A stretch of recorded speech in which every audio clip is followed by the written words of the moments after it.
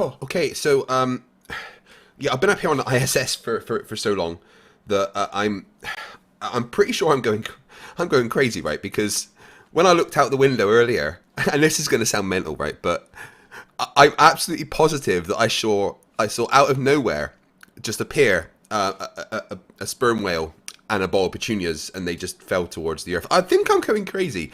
I definitely need helping. So if you want to get me out of this space station, can you please share the stream to let NASA know? I mean, I'm pretty sure that sharing the stream is the only effective way to let NASA know that I'm up here.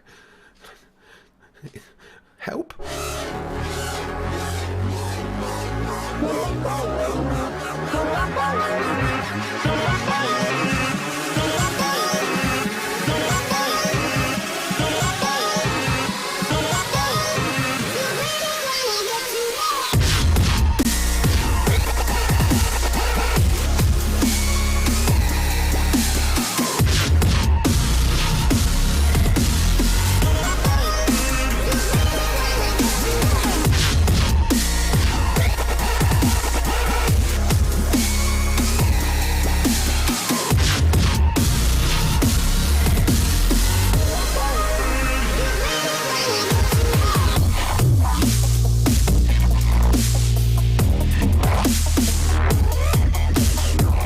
You better all be dancing out there. I can see if you're not. Rapazzo, man. Start dancing. Tim Garrett, quietly dancing. I can see you. McBong's lab. Start breakdancing, mate.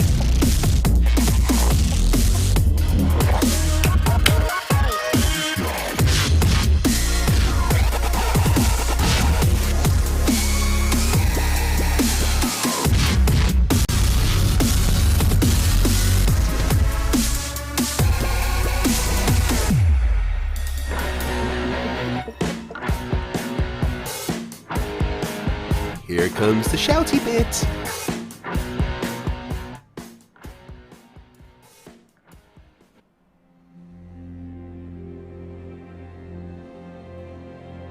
We're living on a disk, floating through space, with a tiny sun.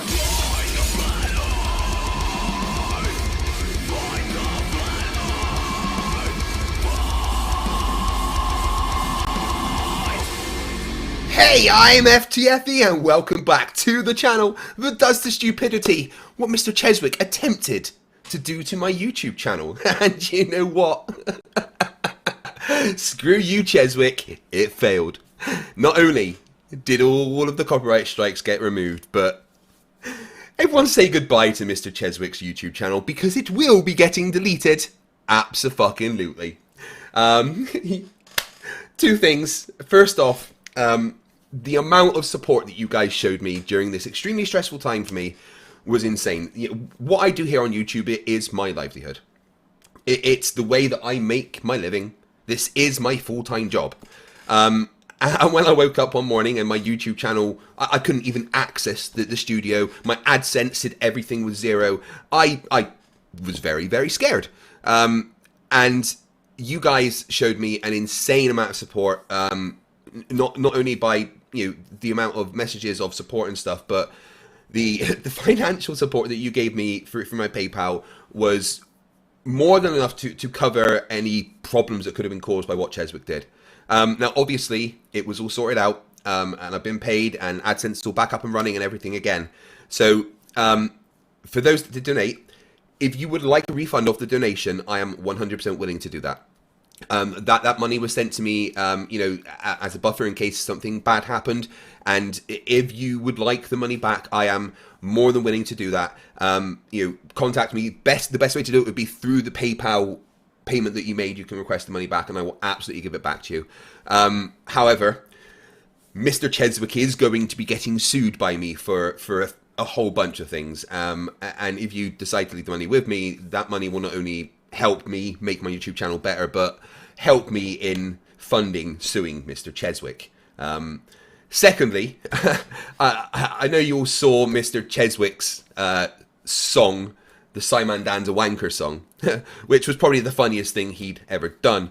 I'm making my own version, and I want suggestions for lyrics. I'm thinking something like, I don't know, Mr. Cheswick's a wanker, he wears a wanker's hat, he hangs around with Dell to pretend the earth is flat.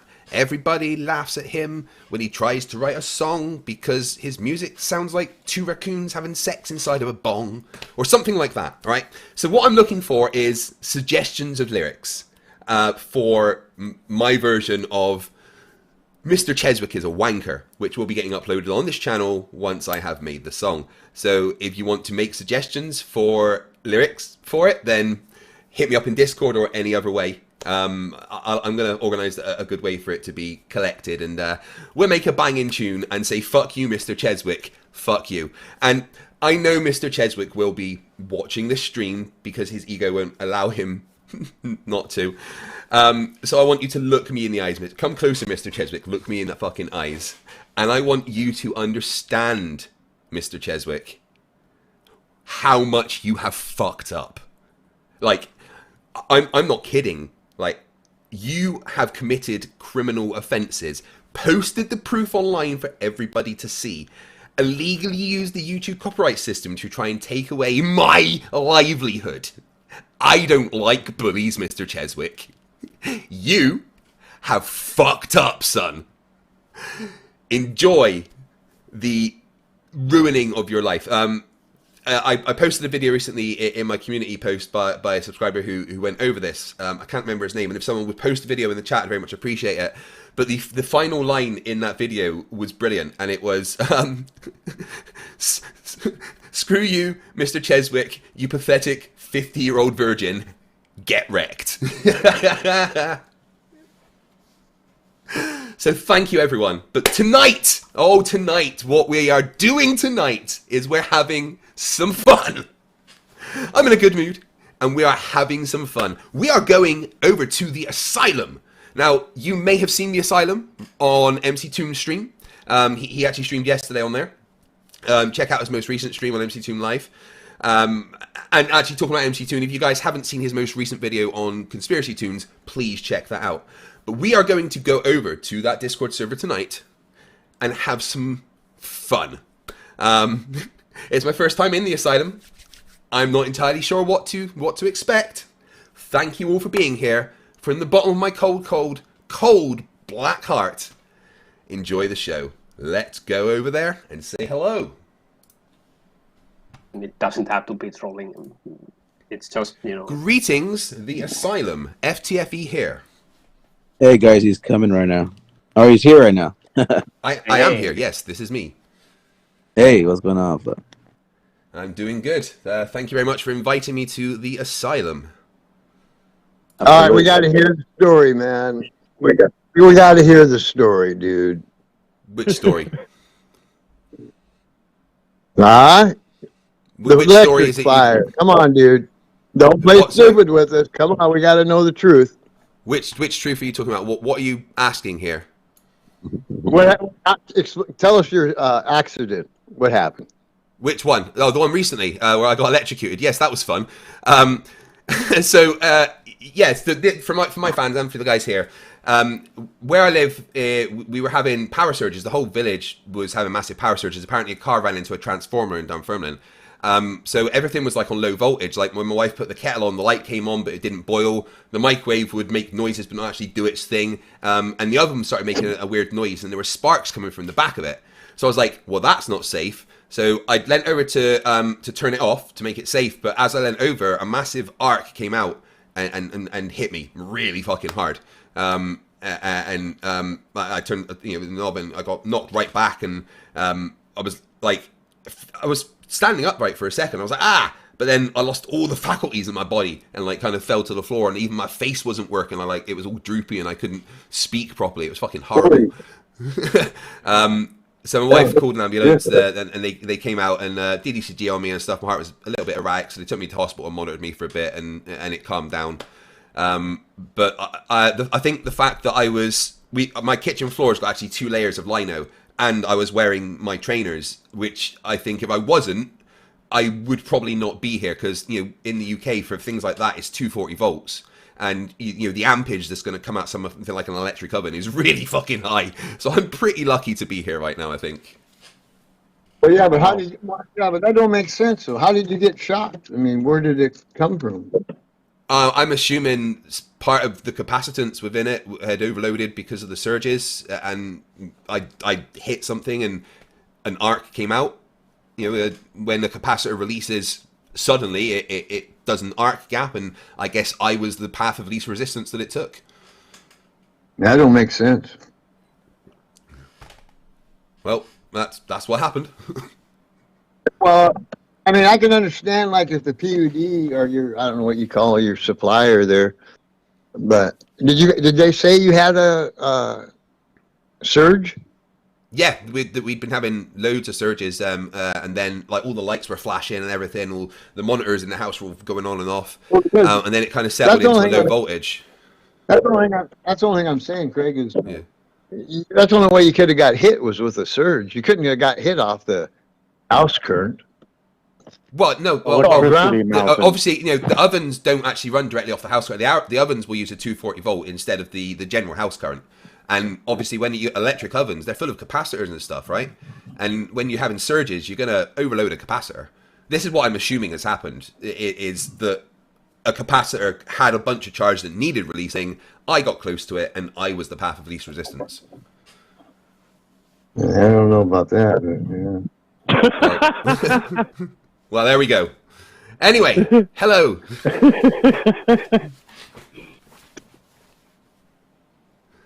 It certainly wasn't fun. That's for sure. That doesn't sound fun at all. No.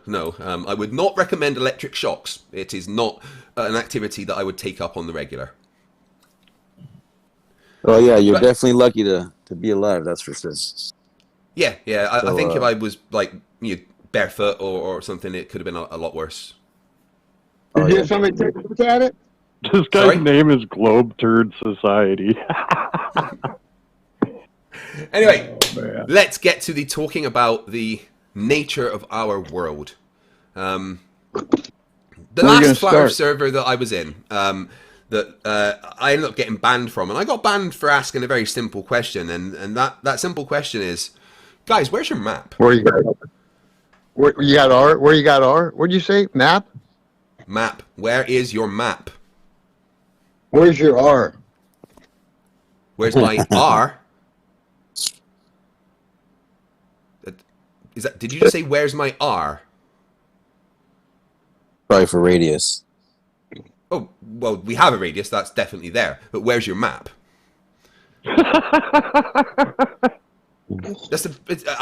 don't understand why asking you for a map is a funny thing. I mean, we have a radius that's been measured and verified countless times. That something that hasn't ever been verified is an accurate flat Earth map. So, do you guys have one of those? Just out of interest. I'm not a flat earther. that shit? Okay, one at a time. What was the second? The first one that said they're not a flat earther. That's cool. So what was the next person's thing that they said? We said we want to see your map. Yeah, it's called a globe. It works pretty well. Has accurate distances between all countries, accurate representations of the sizes of all countries, and the distances between them, accurate representations of the sizes of the oceans. I can literally take the globe in my hand, which is a 1 to 125 million scale model of our planet, stick a tape measure across it, measure that distance, times it by 125 million, and get the accurate distance between 2 points. So I've got a globe. That works damn well for me. Where's yours? Perfect. Do you still believe a straight line is curved? Level and horizon curved? Yeah, okay. Nice attempt to avoid the question. Can we stick to the point? Any idea where your accurate flat Earth map is? Trying to make a map. I thought we wanted to make a map. I thought we're that's the point. I would love to see see a flat Earth map. Have you got one? Once I'm trying to. I'm hoping you will help me. My God. Well, no, it's not my job to find your maps. I've got an accurate representation that works for me perfectly. I was just wondering if there's a flat Earth map that accurately represents the sizes of the countries. Anyone? Are lines parallel? Are lines parallel? Well, not all lines, no. Are lines Are they parallel? Are they vertical?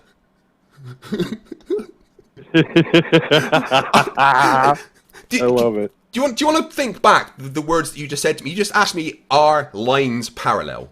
I mean, are you missing words from that sentence, or? Oh, I'm talking to people that don't know level and horizon, horizontal and level. I'm aware thing, what level right? means. It's fine. I'm absolutely aware of what the word level means in context to the shape of the Earth. There's no problem there. And that's irrelevant to the question that I keep asking, and you are doing very, very well at ignoring and jumping away from, is where the fuck's your map, dude? Well, so relevant. How can I make a map unless I agree that me and you are in agreement on R? R is one of the letters of the alphabet. It's around about S, T, and that kind of general area in the alphabet, so there's no issues with that.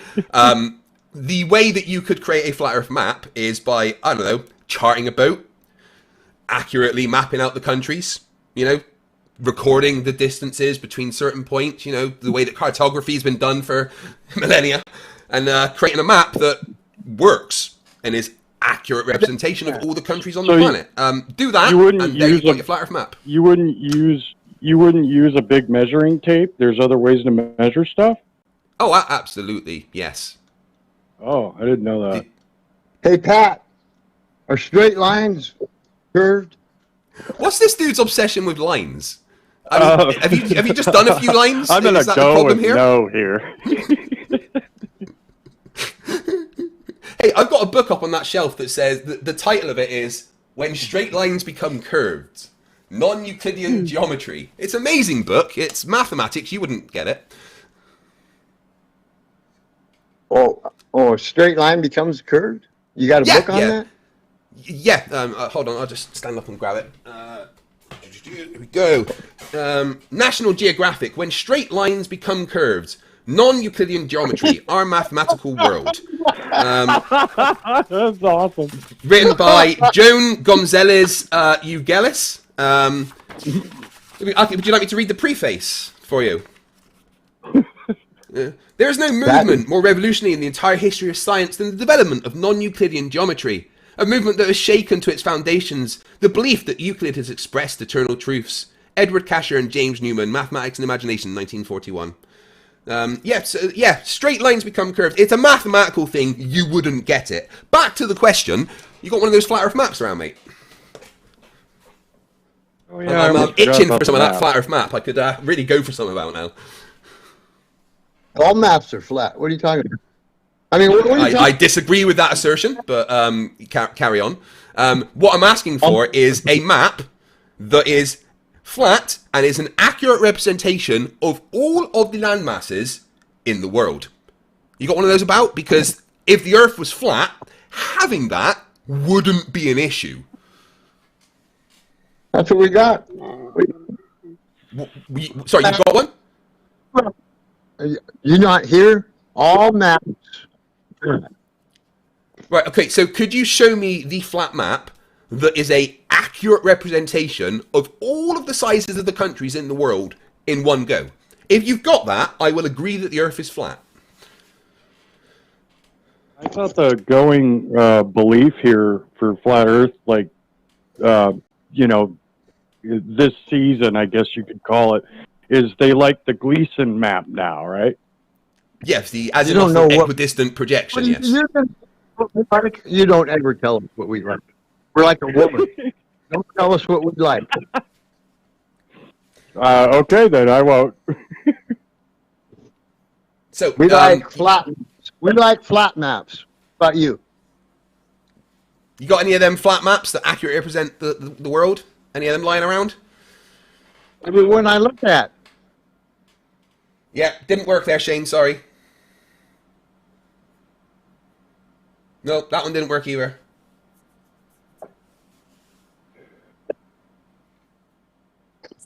It's we need been peer review.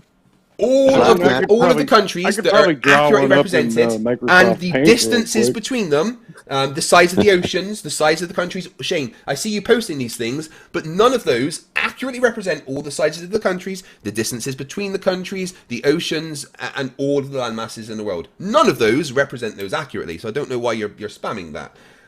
So back to the people in the chat here, the flat earthers. Riggs, I know you like spamming nonsense. Maybe you can answer this question. Got any flat earth maps that are accurate lying around? Come on, Riggs, don't be scared. Unmute yourself. It's amazing what one question can do to an entire server of flat earthers. This is fucking hilarious. Shut up, Pat. You guys haven't got an R. Yeah, I've got plenty of ours. Army hearties. We have A's, we have B's, we have C's. Hey, Pat, what's a pirate's favourite letter? Rs. Do you want me to show you my R's? How come it's always A pirate's favourite letter. You'd think it was R, but the C be me true love. when you do the math? You guys are funny, man. I'm hilarious, I know. Yeah, so... So, shall we settle on the fact that there is no flat map that accurately represents the sizes of the countries, the distances between the countries, the size of the oceans? Would you guys in this server that are flat earthers, would any of you disagree with that statement that I've just made? I do. Yeah, I do on just principle. Who said I do? Hey, I actually have a question for you, Craig.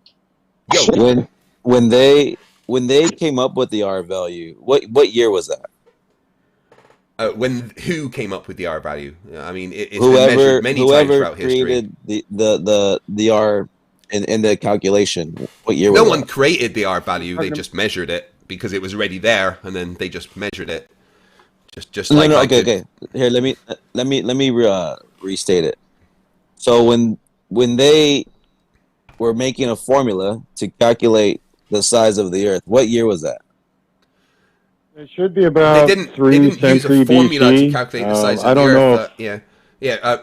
Eratosthenes was the first one to kind of semi-accurately measure the dimensions of the Earth. I mean, they already knew it was curved, and they just had to do some simple measurements to measure that. And Eratosthenes did that way back when. It's been done many times really since then. close at figuring out what it He was exactly really close, was too. Okay, so close. let me like ask you a question.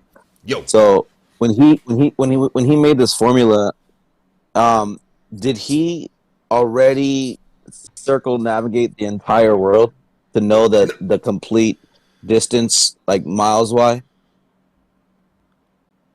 No, he didn't need to. All he knew was he was on a globe, and if he was on a globe, then he could measure it this way.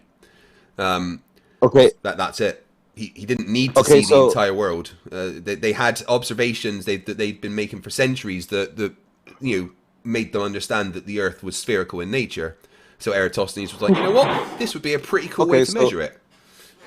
Okay, so would the R value be different in that calculation if the world was only 10,000 miles in circumference? Yes, you would have a different radius with a different circumference. Yes, because they are mathematically. Okay, with that being said, for them to have not circumnavigated the world yet, right, or for him to have not done that, then how did he know the distance to the center of the Earth, which would have created his radius, right? By the experiment he did between Syene and Alexandria, the Eratosthenes measurement of the Earth using the two sticks in the two different places allowed him to calculate the radius of the Earth based on measurements. Okay, so you're saying that he took those 2 points and then just kind of expounded off of that, like he made up the rest he made a of the Earth. Yeah, he made a measurement. Yeah.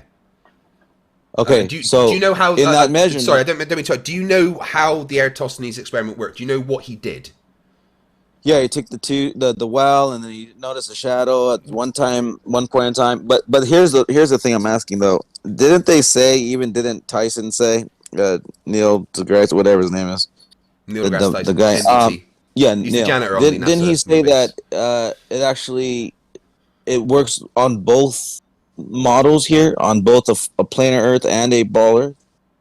Didn't he himself say that? No. With 2 points. I mean, if you have literally just 2 points, then you could kind of make the same assumptions. But the thing is, it's been done with more than 2 points. Yeah, Eratosthenes did it with just 2 points, right?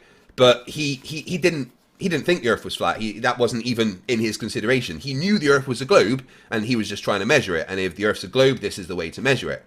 But the Eratosthenes experiment has been done countless times throughout history. Slice Barcane did an extremely good version of the Eratosthenes experiment with, I think, 27 different people across the world. Now, with more than 2 data points, it's impossible for the Earth to be flat. Because the problem is, once you have more than 2 data points, and you try to do the thing that flat earthers do, triangulate the sun from, the angles of the shadows, the problem is that with 2 data points, yeah, you could go, this is the position of the sun. But once you add a 3rd data point, you now get conflicting positions for the sun. So if people are at position X, the sun for them will be X amount of miles above them. But then if you move a distance away and make the measurement again and do the calculation at this position R, the distance for the sun being above them is now different. And then if you make another measurement and then you do the calculation, you've got another conflicting position for the sun.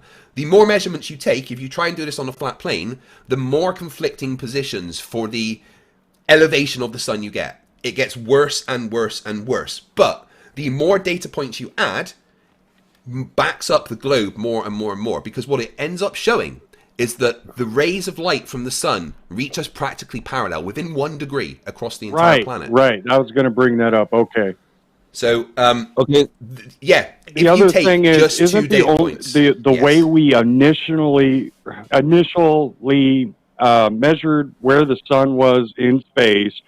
Didn't we have to actually look at the light from planets, from the actual light bouncing off the planets during their orbits to actually get the that was one of the original ways they measured the distance of the sun, was by using the transit of Venus or the transit of Mercury, right? Wow. But so Eratosthenes didn't, the actual distance to the sun wasn't important. What Eratosthenes' assumption was that the sun was really far away and really big. That's all that he needed to know, was because the rays of light came to us parallel, which then when you give multiple data points, backs up the globe more and more, but just destroys the notion of a local sun over a flat Earth. I'm just very it's very interesting that he was able to get a distance to the center without ever traveling the entirety and knowing the size completely by just taking a tiny little segment.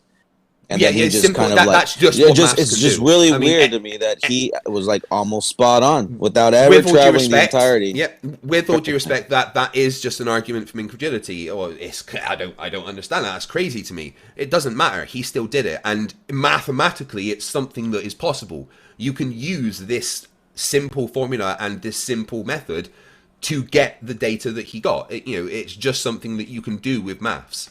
Whether you agree with his results or not is irrelevant, but mathematically, this is something that is possible to do. Well, let me ask you this. Okay, let's say if the Earth was a ball, then all the calculations and measurements would be obtaining to having to go along with like a 360 degree, right? Well, sorry, say that again. Like if all his calculations mathematically, everything's based upon a 360 degree ball, right? Well, he would have spherical trigonometry that he would have used to make his calculations. Okay. So the spherical trigonometry. Now, when they later on said that, well, the Earth is not actually a perfect ball, doesn't that kind of skew the mathematics now? Because technically the spheroid would have certain values and numbers. Now, once you kind of wobble it this way or that way, or peach it out, or pair it out, or whatever how you say, wouldn't that disrupt the calculations? Go ahead. The difference is so small that Eratosthenes wasn't exact. He was really, really close, but he wasn't exact, right? Because he had the assumption that the Earth was a perfect sphere. And his measurements were, pretty basic. But the difference in when you look at what the actual blatantness is, it's a 42-mile difference around the equator compared to the polar circumference, right? That's all it is, which is, you know, a tiny, tiny, tiny, tiny portion of the difference of the Earth. Nowadays, in modern navigation and modern calculations, we don't just use the formula for spherical trigonometry. We use a modified one called the Vicenti formula, which takes into account the oblateness of the Earth. This is what pilots will use for their calculations and stuff, because they have to be perfect. So we have the normal formula that can be used, but if you want to be more accurate, nowadays we would use the Vicenti formula because we're more aware of the accurate measurements of the Earth. Me and Craig know a very good skilled pilot at his job. Several. Yeah. Name's Robert. Yeah, Robert's amazing. And he's in this community a lot. So if you have any pilot questions, I really suggest asking him those questions. I don't see what asking somebody that just does their job and never has to calculate for it. He just flies a plane. It's very interesting. Oh yeah, he gets paid a lot by NASA, probably. Yeah. So there's the answers to your questions. Yeah, cool. Thank you. I'm just, asking for people who are thinking outside the box, realize how that doesn't make total sense. But again, you're going to say that's incredulity, but it's okay though. In what way doesn't it make sense? Somehow, it does make sense. You could somehow because find it's the something depth that's of mathematically something. possible. Like what right? if the Earth was much bigger? Because all he did was just then take one he would have segment. got a different radius. If the Earth was much bigger, yeah. So if the Earth were much bigger, with his calculations, he would have got a bigger radius. Because all he did was measure the radius of the Earth. But what if it wasn't a ball like that though? To give you that perfect sphere. Well, then he would have been wrong. And like I said, he wasn't 100% perfect. He was like 99%. He was pretty damn close, right? But he didn't take into account the fact that the Earth has a slight oblateness and stuff, But for the basic method of measurement that he used thousands of years ago, and being so close to what we now accurately know it to be, was quite impressive. So it's impressive that he somehow knew the depth of the Earth. How what's the radius? What is it? 3950 or something like that. Yeah, that's pretty interesting. So like almost 4,000 miles, right? Yeah. So he knew that without ever, even traveling the entirety. Now here's another thing too. Yeah, just using maps. You could just use the shadows from the sticks. That's literally all you have to do. You have to measure the angle of the light, like the measure of the shadow or whatever. Like you can and do then this you can yourself. Find out how big a ball is. Yeah, you could take a ball and do the same thing that Eratosthenes did. Get two sticks, measure the angles from the shadows, and you can calculate the radius of that ball without you ever traveling all over the surface of that ball. It doesn't matter. All you need is those data points. On the planet, though. It's actually easier to measure the Earth's radius or circumference than it is to measure the distance to the moon from Earth.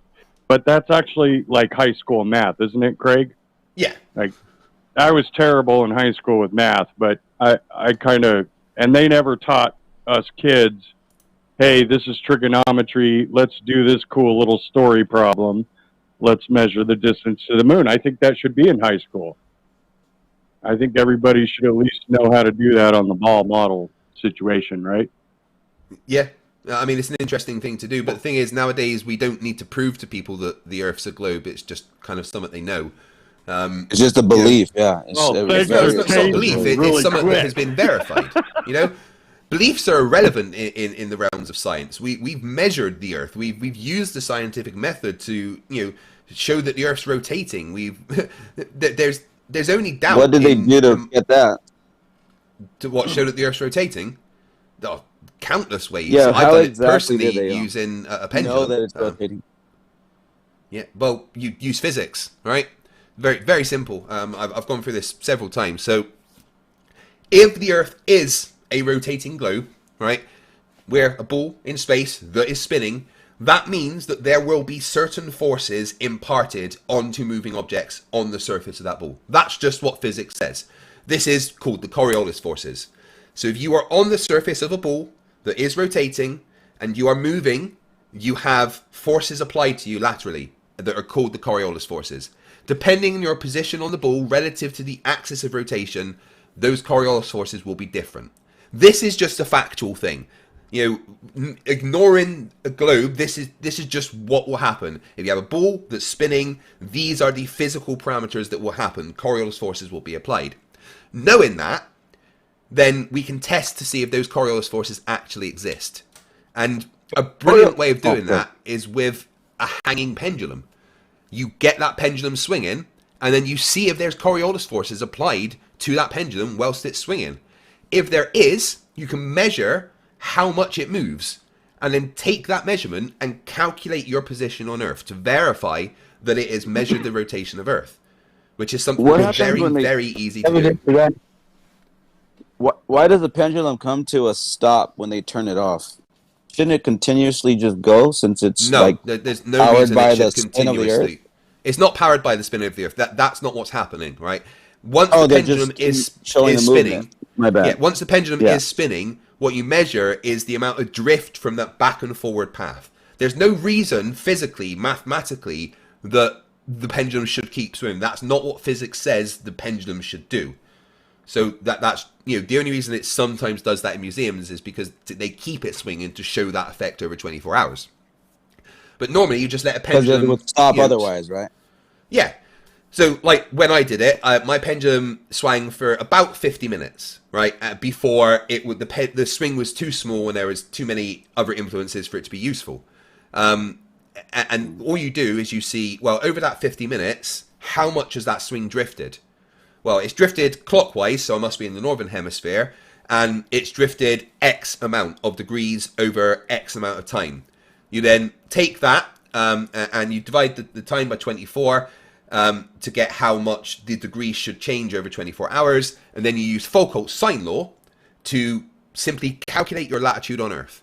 And the fact that this works to calculate your position on the planet shows that there is a physical force acting on the swinging pendulum that matches the predictions of a globe rotating at the speed we say it does.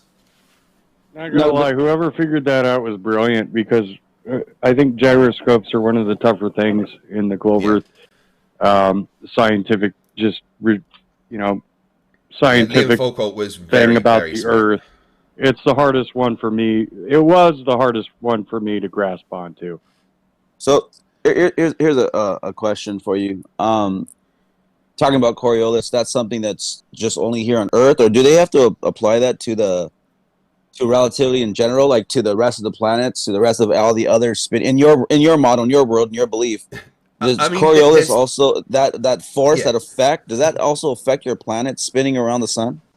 Everything is subject to Coriolis forces when they're moving in a path to a reference frame. So the planets are orbiting around the gravitational well of the sun. So there's going to be Coriolis forces applied to that, and also compared to the orbit of our star around the supermassive black hole at the center of the galaxy. But because the speeds involved are so small, the actual RPM, the calculations of the Coriolis forces in those circumstances are so small that they're not even worth thinking about. But because the Earth is spinning a speed that is relatively fast compared to those other things, once a day, 0.000694 RPM, even though there is a very small Coriolis force, it's large enough on Earth that we can practically measure it. Okay, so then when let's say when you're dealing with galaxies in your world, do the galaxies have an effect on one another because of Coriolis in your world?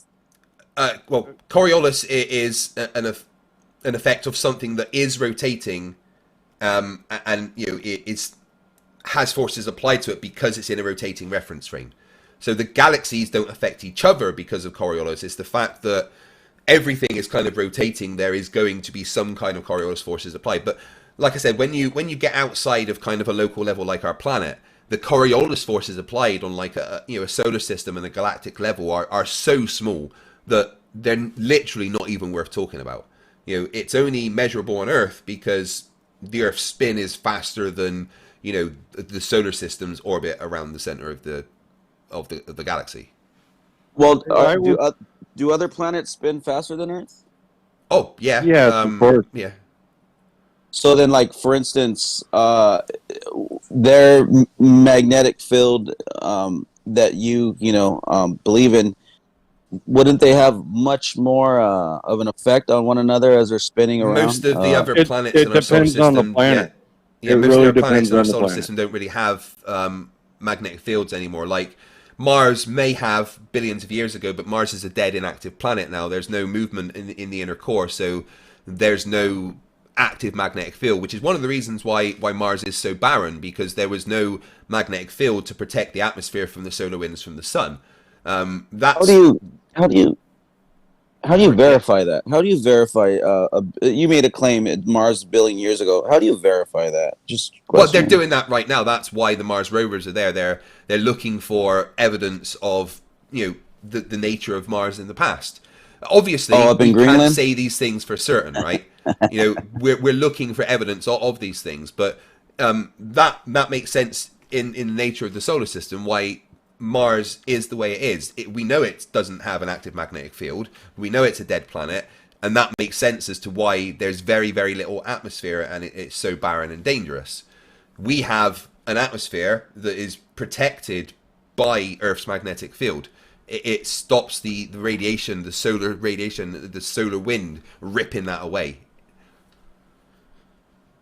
In your beliefs, the sun would be I the do not have beliefs. the strongest I base my gravity, position right? on logic and In your evidence. understanding, sorry, in your understanding, the sun would have the strongest gravity of pull, right? In the solar system, the gravitational attraction of the sun would be greater than everything else. In fact, the sun accounts for like 99% of the mass of the solar system.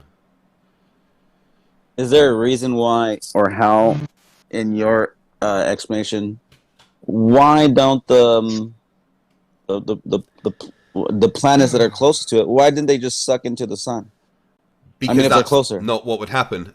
Right. I think the problem here is that you don't understand what an orbit is, right? So to answer that question, I'm going to run through a thought experiment with you, okay? Let's imagine I'm there. You're on the Earth, right? And you've got a ball, and you throw that ball forward as hard as you can. What happens to that ball? You throw it up. No, you just throw it forward as hard as you can. It's gonna go as far as the force you put it behind it, and then it'll eventually drop down. It'll form an arc and go to the floor, right? Right. Right. Now, imagine you could throw that ball hard enough that the arc it makes towards the ground matches the curve of the Earth, right? Now, if we ignore atmosphere, pretend it's not there for a second, so there's no friction to stop that ball, right? And you've thrown it hard enough that it's going fast enough that it's missing the Earth as it's falling towards it. It's going to keep going around. Right? This is a thought experiment called Newton's cannon. And that's what an orbit is. So if we look at Mercury, which is the closest planet to the sun, right? It is falling towards the sun constantly. It is in free fall towards the sun. But it's got a tangential velocity sideways fast enough that it misses the sun. And because there's no atmosphere in space to stop it down, there's no friction to stop the planet, it's just going to keep going and missing the sun. And there's no reason why it would ever stop doing that. So you see your graphic that you have, like with the sun and the planet spinning around it? Oh, the one behind me? Yeah, this was just something I was mucking about with After Effects and made and thought looked pretty cool. Yeah, I'm just question real quick. Why is our galaxy flat in your mind? What makes it like that? The fact that it's spinning, it spreads out. It spreads out flat, pretty much. Yeah, centrifugal forces and stuff would. So then, if the entire universe is spinning and it's flat, well, the entire universe isn't spinning. That's not an accurate representation. Oh, the universe isn't spinning. No, there's nothing that says the entire universe is spinning. Oh, I mean, we can't see the entire universe, so we don't know. I thought it is. But no, our observable universe, all the galaxies are kind of moving away from each other in odd directions because we don't really know. Are there any solar systems that you know about that spin vertical to our horizontal? I've no idea. If I there imagine was, would that that kind of throughout the galaxy Well, there sway is. the thought? I imagine there's Well, plenty of that- solar systems throughout the galaxy that have different orientation to ours. I'm to sorry. be Say that again. fair, I said I imagine there Oh, are sorry. several solar systems throughout the galaxy that have a different orientation to ours compared to the galactic plane. Wouldn't that kind of throw off the belief, though? Why? not at all. Because if you have this body of all these, well, if you have this grouping of celestial bodies spinning one way, and then you have another group of bodies that are like vertically spinning as opposed to the horizontal, like wouldn't that throw off the whole gravity on the overall universe? Like how is No. it pulling it one way in this direction and then over here it's pulling it another direction? How does it? Wouldn't that Well, what you need to contradict understand, each other, right? When, or, like, when you Here we think go. about solar system, when you Gravity think about doesn't solar, care about planets' feelings, if that kind of makes sense, or Yeah, so- celestial bodies. yeah, the important part- no one's talking what- about feelings. what you need Planets to don't think have about feelings. is That was what I kinda mean getting by- at. hold on. What Let I me explain. mean by What you need to that think when you're is, I talking was about trying to solar make an system. analogy. Not, Yeah, I yeah. was trying to be disrespectful. Just trying to say, like, Okay, I'm trying. like Saturn has moons that rotate around the planet vertically. So I just thought I'd give you that as an example. They don't Right, spin so- like the planets do. Yeah. Right. So, if what you need they to think are about with the spinning- solar Go systems, ahead, go ahead. what you need to think about with solar systems is not as individual things, all right? The solar system in its entirety, all the mass of the solar system creates a gravitational well, right? And it's that gravitational well that orbits the center of our galaxy.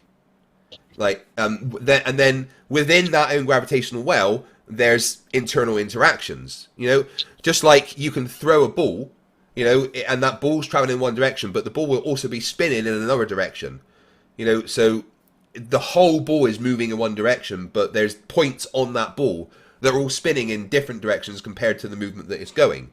And it's the same with the rotation of you know, the orbits of planets around stars, and then the stars around the galaxies. It's just, you know, you think of our galaxy as one big football, or sorry, our solar system as one big football that is orbiting Right. the galaxy. Okay, But so you- then, go ahead. You bring up a very important point because that kind of relates to dark matter a little bit, doesn't it, guys? About how we don't exactly know what it is, but we think there's a force out there moving all Well, these that solar relates systems more in to a kind certain of direction.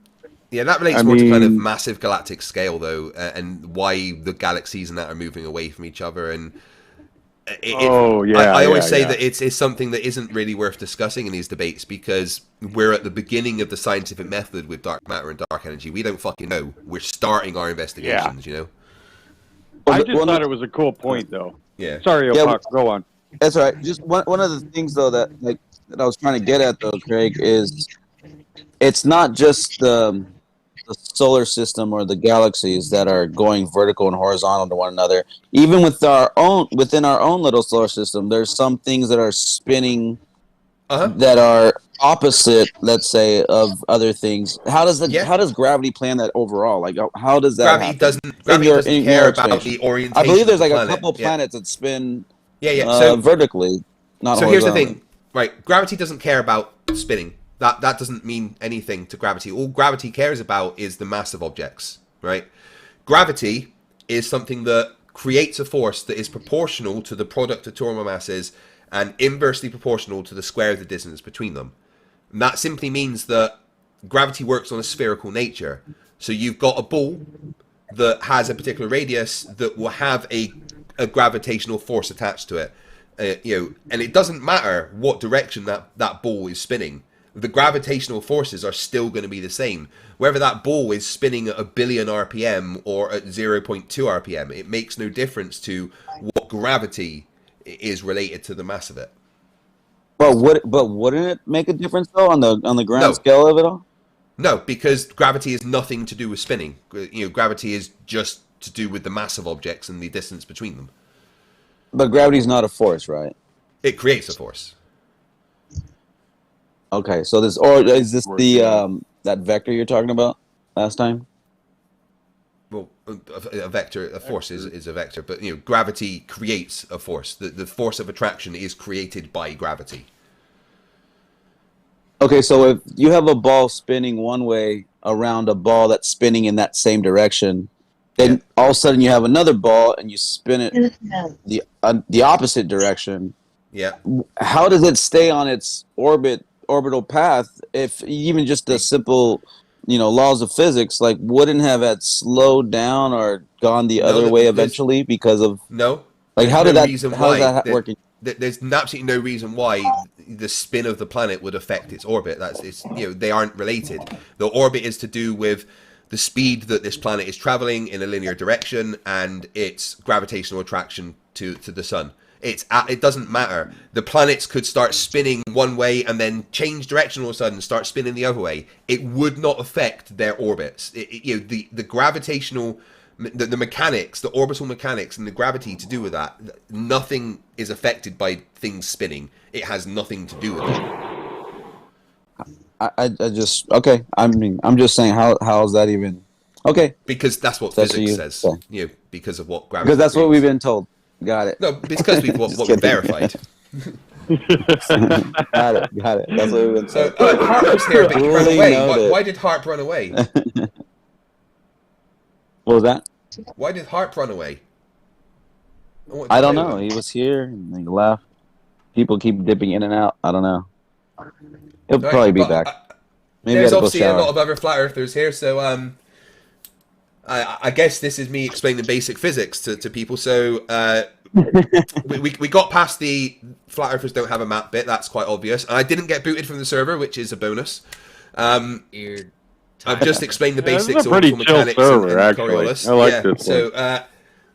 So next flat earther. Who is the next flat earther that wants to challenge me? I see Debunking in here. That's always fun. I mean, fun. Yeah, it is. Not fun. What's the word I'm looking for here? Oh yeah, migraine inducing. Come on, Demok, pipe up. I actually put on a mask. I got facepalm protection. It's pretty solid. Well, it's not going to be enough. You need like pillows taped to your hands, actually. Yeah, I'm getting some welts here. Or if you are feeling suicidal, then just take a break and you will be dead. Yeah, taking a break from flat earthers is always advised. Alright, so come on, who's next? I'm sure they feel the same about commie globbies, though. Yeah, us horrific, people that actually know what science is. We're horrible, aren't we? And you earlier you're talking about the dark energy. We don't really know anything about it. I believe you even said before something like you can't. It's hard to form a hypothesis of something you can't see, which I agree. Which is why if you can't see at the center of the Earth, how did he form a hypothesis? But anyways, how did he know it was round? How did he form the hypothesis if he can't even see it? But it's okay. That's a whole nother story. We already. Well, he knew it was round because of observations that he'd made about everything else. Right? Yeah. Right. Well, right, I think. So who is the next flat earther that's coming at FTFE? Mr. Cheswick can't take me down. Electric Shock can't take me down. You want a chance? Silence. Silence is deafening, guys. I see you all here. Riggs, you're there. Come on. I had another question, but I'll let someone else jump in. That's fine. Sounds like this guy's doing just fine challenging you, FTFE. He's asking questions. I don't mind that at all. But come on. Any Flerfs? I see you there. Riggs, R, Globe Turd Society, Demok, if we have to. How do you explain away water mountains? Yeah, Makes a lot of sense. how do you Fuck do those that? water mountains. They always screw me up. Anyone, come on, guys. Well, I'm don't trying be to let scared. someone else jump in. Oh, I spoke a lot. I was supposed to just be modding, but it did get Well, a they little all seem a quiet. bit scared to How about actually talk to me. How about that weather, Kurt, or FT? How about How that about the weather? weather? How Yeah, about that weather? That weather's pretty hot, I'll tell you that. Yeah, it's fun. What?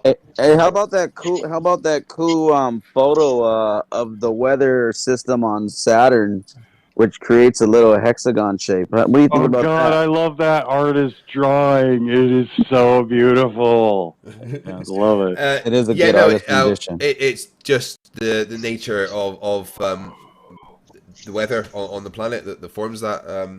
I don't know the exact reason why it's formed a hexagonal storm. I could look it up for you. Yeah, it's all in there. No, All on Google. I believe they call it deep thermal convection, something like that. It's because of storms, the little storms and the big one, and they collide and blah blah blah blah blah. Yeah, that planet's a pretty insane planet, actually. Isn't it? Jupiter's pretty amazing. Yeah, so the hexagonal storm is believed to be formed by a wave called the Rossby wave, which is a type of atmospheric wave. These waves propagate into planet's atmosphere due to planet's rotation, creating a hexagonal shape. The exact reasons why these waves form a hexagon rather than some other shape on Saturn's North Pole isn't fully understood, but computer simulations have shown it is possible under certain conditions. You guys are so fucking. My God. Hey, Pat, shut the. Right, Steve. Cool. How you I doing? think Pat smoked a lot of weed before he came in here. He's very giggly, which is good. I'm still smoking. It's good.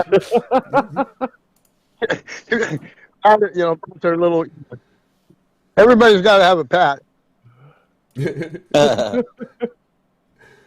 All right, well, it looks like He's all the like other the flat stoner earthers guy. are terrified, Yeah. Apocryphon, so what you can carry on quizzing me.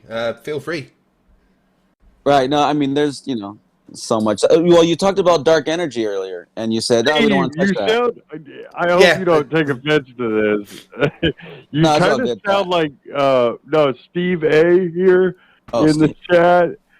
chat. You kind of sound like Jeff Bridges, bro. Yeah, Pat. Oh, he does. Yeah, it's a good time out here, bro. Yeah, of course. I love it. Let me have more time.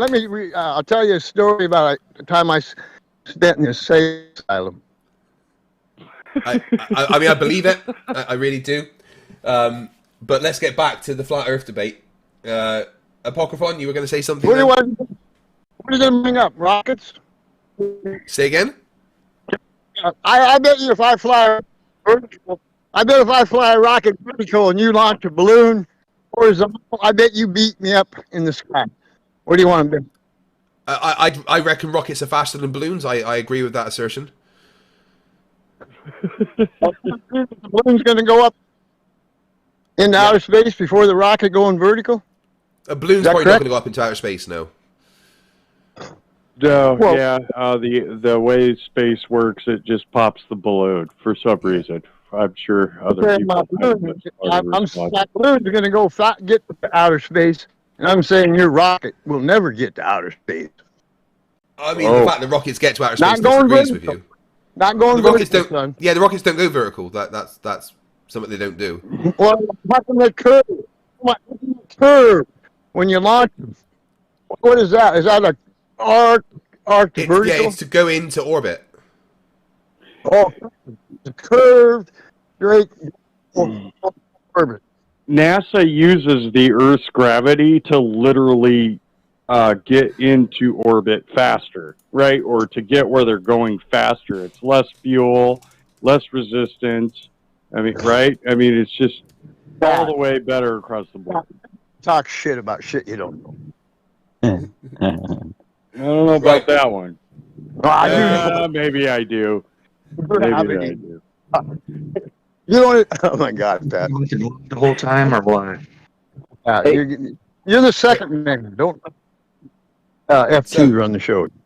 Right. Who's next up then? Who is the next? I was challenge? going to ask a question earlier, but if you're saying that the dark energy and dark matter is just it's complicated and they're trying to figure it out, why dismiss then the electromagnetism, electrostatics, magnetic? Statics? No one dismisses that. Why dismiss that? What do you mean if that dismiss could it? be Why a way dismiss to what? explain the dark energy, dark matters type of stuff. No one's dismissed anything. Yeah, Well, there's a lot of people that say, "Oh no, there's no, it's gravity, it's not electromagnetics." But well, gravity isn't electromagnetics. They're not the same thing. And dark matter and dark energy also isn't gravity or electromagnetics. Oh, I'm sorry, they're the different ether. things. I'm sorry, the ether. That's why. Why dismiss the Well, the ether's ether? been disproven. But try to figure out the dark energy, dark matter. Why can't ether fill in that hole for you guys'? Well, because ether was conundrum disproven there. by Muggs and Morley, so we know there's no ether. Oh, whoever's hot mic can fix that shit. Can anybody hear me? Yeah, we hear you. All right, cool. Hey, Tim. How's it going? Doing good. So yeah, look, the thing about dark energy and dark matter is that we don't know. There's a lot of areas of research, you know, there's some hypotheses that are being looked into, but the thing about dark matter particularly is it's non-baryonic in nature, which means we can't see it. We don't know a way to detect it. All that we can detect is the effects of it. We can see things that are happening, and we don't know why it's happening. So we're saying, well, what if there's something called, I don't know, dark matter? And let's look into that. We don't know. That's the thing. We are at the beginning of the scientific process for our understanding of dark matter and dark energy. So would dark matter and dark energy, would it have a form of mass? Or no? Well, we think so. It by our observations, which shows that it seems to in some way have a gravitational influence on things, which would suggest it is a mass of some kind, but we don't know. The problem is that we don't know how to detect it, right? Where does that exist in the realm of space? Everywhere? We don't know. That's the thing. We don't know. There could be bundles of dark matter. There could be dark matter spread out in a web throughout the galaxy. We don't know. It's very hard to determine these things when we don't know how to detect it or what it is or how it interacts with things, you know? New theories are very interesting that suggest that black holes, especially black holes that are rotating very fast, the way that they interact with space-time is what is actually possibly creating dark matter and dark energy. But again, this is just stuff, you know, what if this is the case? That's a hypothesis. Now we need to find a way to test that, and we don't know. If you have something, but there's at least an agreement, though, that there's got to be something, right, in between that void? We can see an effect of something, right? Like, for instance, the fact that our early predictions of the universe showed that the acceleration, you know, the spreading out of space-time should slow down. The expansion of space-time, it should have slowed down. That's what our early predictive models suggested. But we found out that it's not. From what we can see, the expansion of the universe is actually increasing, and it's increasing at an exponential rate. And that gave us a suggestion that there's something else there. There's something else going on. And mixed with all the other observations that we made, that, you know, while we can't actually see a massive amount of the apparent matter of the universe, we came up with this, you know, suggestion of something called dark matter. But again, it's just, dark matter is literally a placeholder name. We don't even know what to call this stuff at the moment, because all we can see is that something's happening, and we're trying to figure out why. So then is it safe to say, though, then when they say there's nothing in the vacuum of space, that might be a lie, right? Because if there's dark matter, dark energy, then that makes something in the vast, right? Space isn't empty, right? Space is very, very low pressure. Space, even what we consider empty space, is something called vacuum energy, which can create virtual particles that can pop in and out of existence because of the nature of what the universe is. Space isn't empty, and no one ever really says it's empty. It's just an extremely low pressure area.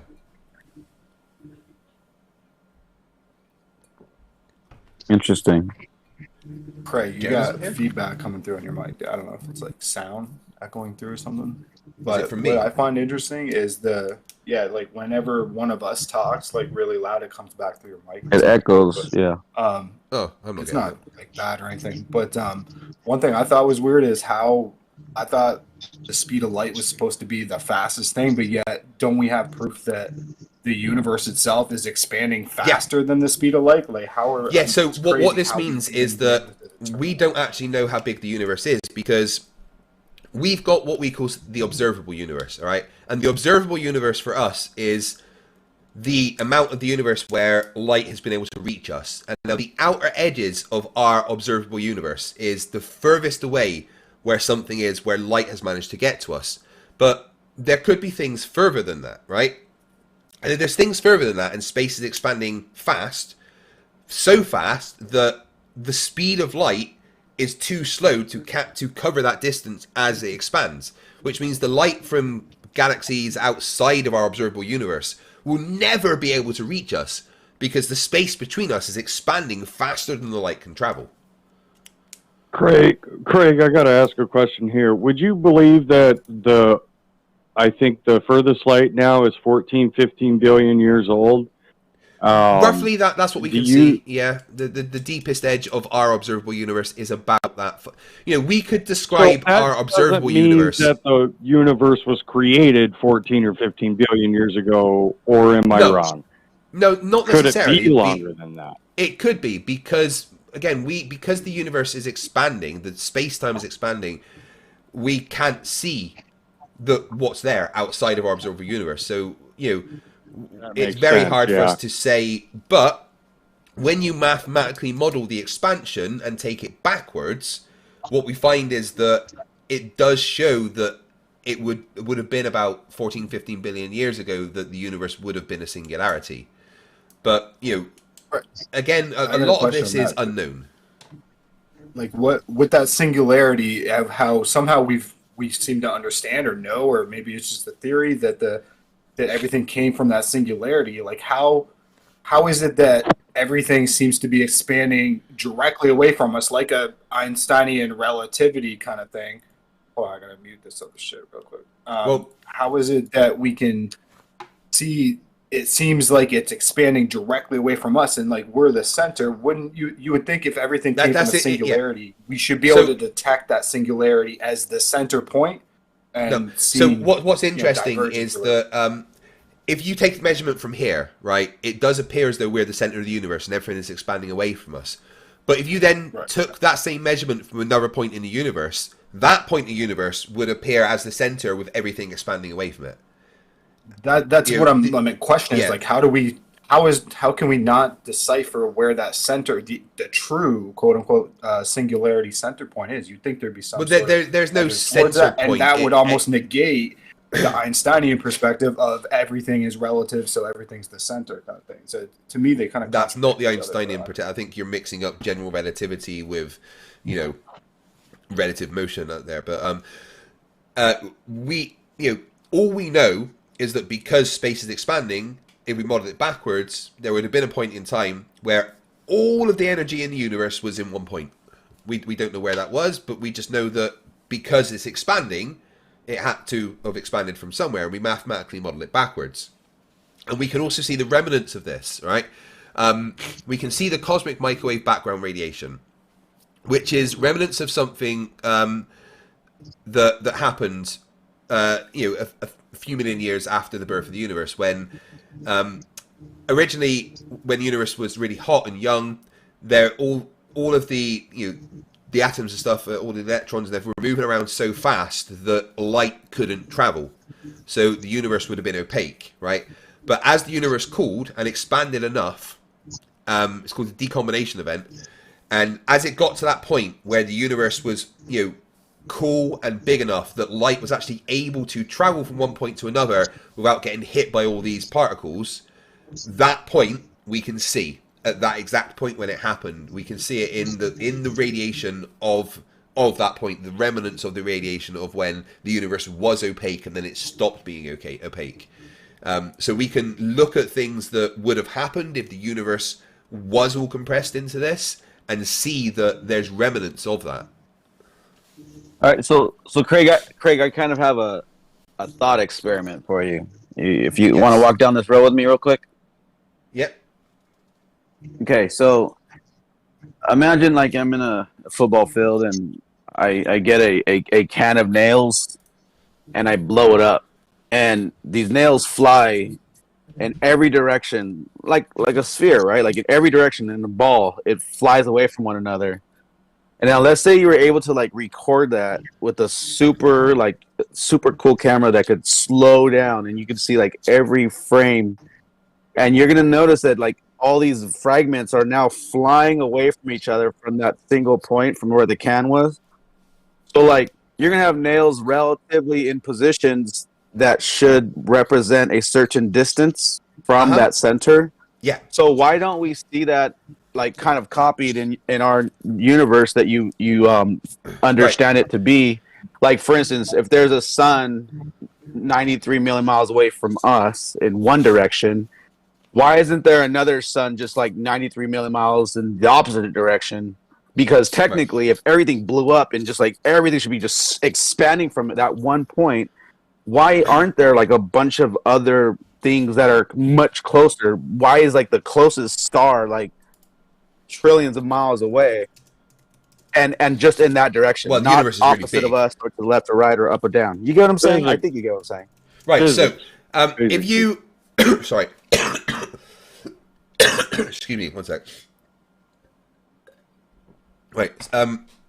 In your thought experiment of this nails expanding, there will be a specific center point. If you were to measure at any point within your thought experiment, you would be able to say, well, we can look at where they're going, so this came from this point, right? But the problem with the universe is that it's not the same. If you take measurements from different points in the universe, at every single point you take that measurement, it appears to be the center. That appears to be the point where everything is expanding away from it, which is different to your, nail example, because that wouldn't have points where everything was the center and everything was expanding away from it. So we can't compare the two because they're not expanding in the same way. Space and time is expanding in all dimensions at once from every single point. And it's a hard concept to grasp, it really is. But that's just what our observations show us, is that no matter where you take that measurement from in the universe, that seems to be the point that everything is expanding away from. Okay, so even with that being said, you're saying that this exploding can of nails, the universe exploding from a certain part, you're saying then that there's not a singularity then? In your explanation, then there wouldn't be, because if you have things that aren't kind of like relative to each other in an explosion in all directions, right? If you can't look to your left and right and see things flying next to you because we all blew up at the same time, now maybe some fragments are further out and then some are closer towards that center, but relatively, like everything in a 360 in a ball explosion, there should be fragments kind of tossed everywhere. You're saying that doesn't happen, so then maybe it's not a singularity then. Well, we can still model it backwards because the expansion still goes to one point, right? It's not that the universe is expanding from every point, but it's expanding into every point. It's not like an explosion that originated from a specific location and is spreading outward into pre-existing space. Instead, all of space itself is expanding. This means that on a large enough scale, every point in the universe appears to be moving away from every other point. That's why no matter where you are in the universe, it appears as if everything else is moving away from you. To visualize this, consider a loaf of raisin bread dough as it's baking in the oven. As the dough rises and expands, the raisins, analogous to galaxies in our universe, will move further apart from each other, even though they're not moving through the dough space themselves. So if you were to sit on any one raisin and watch the others, they would all appear to be moving away from you, no matter which raisin you chose as your reference point. Right. But it is a hard concept to different visualize than having an actual center point, a singularity point where it started, where that expansion started. Like that's what I mean. It seems to kind of contradict itself. And then I did want to ask you with time itself, like just to piggyback off of Witzit's latest shit, like can you hand me a piece of time? Like time is like a conceptual thing, and like I don't know. We've been going through some of the data of those muon examples and everything, and apparently that data ranges dramatically. It's not consistent at all. So like I don't know. I got a lot of questions about it still, man. Okay, I'm happy with that. I always like questions, but yeah, that it's a very hard thing to conceptualize that every point in the universe is expanding away from every other point at the same time. So no matter where you are, it will always be appearing to be expanding from you. Craig, I agree with you what you just said, because even in the can explosion, if you were able to be on one of those little nails, you're right. Everything's flying away from me, and I'm also flying away too. But everything's all like just going in its own, from the beginning, it's all going its own little projectile, direction, like in the way it's traveling through this space, whatever space is. But this is why I'm saying, though, They're Greg, all going straight past. they're all going away from one another. I get it, but shouldn't there be a form of sorts where there should be a uniformity, if you will, in that explosion, in the Big Bang that you have an understanding of? Why is there a sun? Not in the. Why isn't there a sun? To our left or right, because the universe isn't, because the distribution of mass throughout the universe isn't completely uniform, so it wouldn't be like that. Well, I mean, but there should technically, in an explosion with mass created, and then all mass wasn't created. That's not how it worked. No, it wasn't even an explosion. An explosion isn't the way to think of the Big Bang. It's just an expansion, and it wasn't. There wasn't even mass. There wasn't things that were exploding. All that existed at that point was energy. There wasn't mass. Mass came later on. Right. In your understanding. So when mass came around later, somehow the force of ripping apart and pulling apart, which is way stronger than something grabbing a hold and sticking together, wouldn't that have negated the fact of anything to ever form? Because just from the ripping apart alone, it would have never had a chance to grab to each other. No. Right? I mean, the shape of the galaxies and planets and everything, that's determined by gravity. Gravity is just one of the four fundamental forces, and it acts on a distance. It doesn't have a limit to its distance like the strong or weak nuclear forces. They only act on really small distances. So gravity is just one of the four fundamental forces that exists within the universe because of the way the universe was formed. Thing is, the beginning of the universe is still something that is under scientific investigation. We don't know everything about the Big Bang. We don't know why it happened. We don't know what caused it to happen. We don't know what was before it. We've got no idea about these things. These are things that's still under investigation. What we can do is we can make observations. No, it's not a story, because we can make observations about the universe and put all the data and observations together, and it makes sense that this is what it was. Maybe that's your problem, making stuff up. The logical argument that the dumb flat earther wants to bring to the table is wherever it came from, there must be some sort of center point where that expansion. No, we're going to go to the globe. No, we're going to stay where the globe is, right? And we're going to go to the ring. I think we can wrap our heads around that the expansion itself is unequal. It's going to appear to all be expanding away from you at the same time. But there's got to be a center point, a focal point where that started from. Why can we not see wherever this thing came from? Why do at least a direction? Well, what we can see is the cosmic microwave background radiation. Why are we talking about cartoon Narnia? Why don't we stick with the ring of clouds that should exist right in front of our horizon? Demok, I'm not the one that brought up the topics of conversation. Right? So if there's a ring of clouds, the ring of clouds, right? That go around your imaginary ball, the imaginary ring of clouds that you can't get through horizontally. Why is that? All right, Demok, one sec, just before you carry on. Ladies and gentlemen in my chat, Demok has entered the conversation. So, as a warning, because FTFE Enterprises takes no responsibility for facepalm damage, I fully advise you to get masking tape and some pillows and attach those pillows to your hands. I did that. It's working great, dude. Thank you. Right. Sorry, Demok, please carry on. What were you saying? When you can stop becoming an ashtray, we're going to talk about the ring of clouds and the increase in elevation from the dirt ball you live on, right? Yeah. Outward. So if you have 35,000 feet of clouds, right? 35,000 feet up, and it's a ring of clouds around your dirt ball, Your turd I mean, ball? clouds aren't that big, Okay. so I Now- mean, there's now not really a ring of horizontally, clouds. from That's the for sure. horizon of your turd ball surface, we should be able to reach elevation going horizontal. We should hit those clouds from the horizon. How come we What? can never do that? How come we can never get to any clouds? You should hit the clouds from the horizon. What are you on about? The ring of clouds around your sphere. There Do they is no exist ring or of not? clouds around the sphere. Clouds are not that big. Do you have one? Do you No, we don't have a ring of clouds around your sphere or not? No, we do not have a ring of clouds on our sphere. Clouds are not that You don't big. have clouds around the ball. So you don't have. We have clouds, atmosphere but there wrapped is around not your a ball. ring of clouds. We The have clouds air are not a mountains. ring around That's the about entire it. Earth. So you don't have clouds up in the air. We do have clouds in the air, This yes. is weird. We do. So they're not horizontally at the horizon. There's no clouds there. There's definitely clouds at the horizon. When you look at the don't have horizon any on a cloudy day, you can see horizontal clouds at going the around horizon. your Yeah. ball at the horizon. Is that what you're telling me?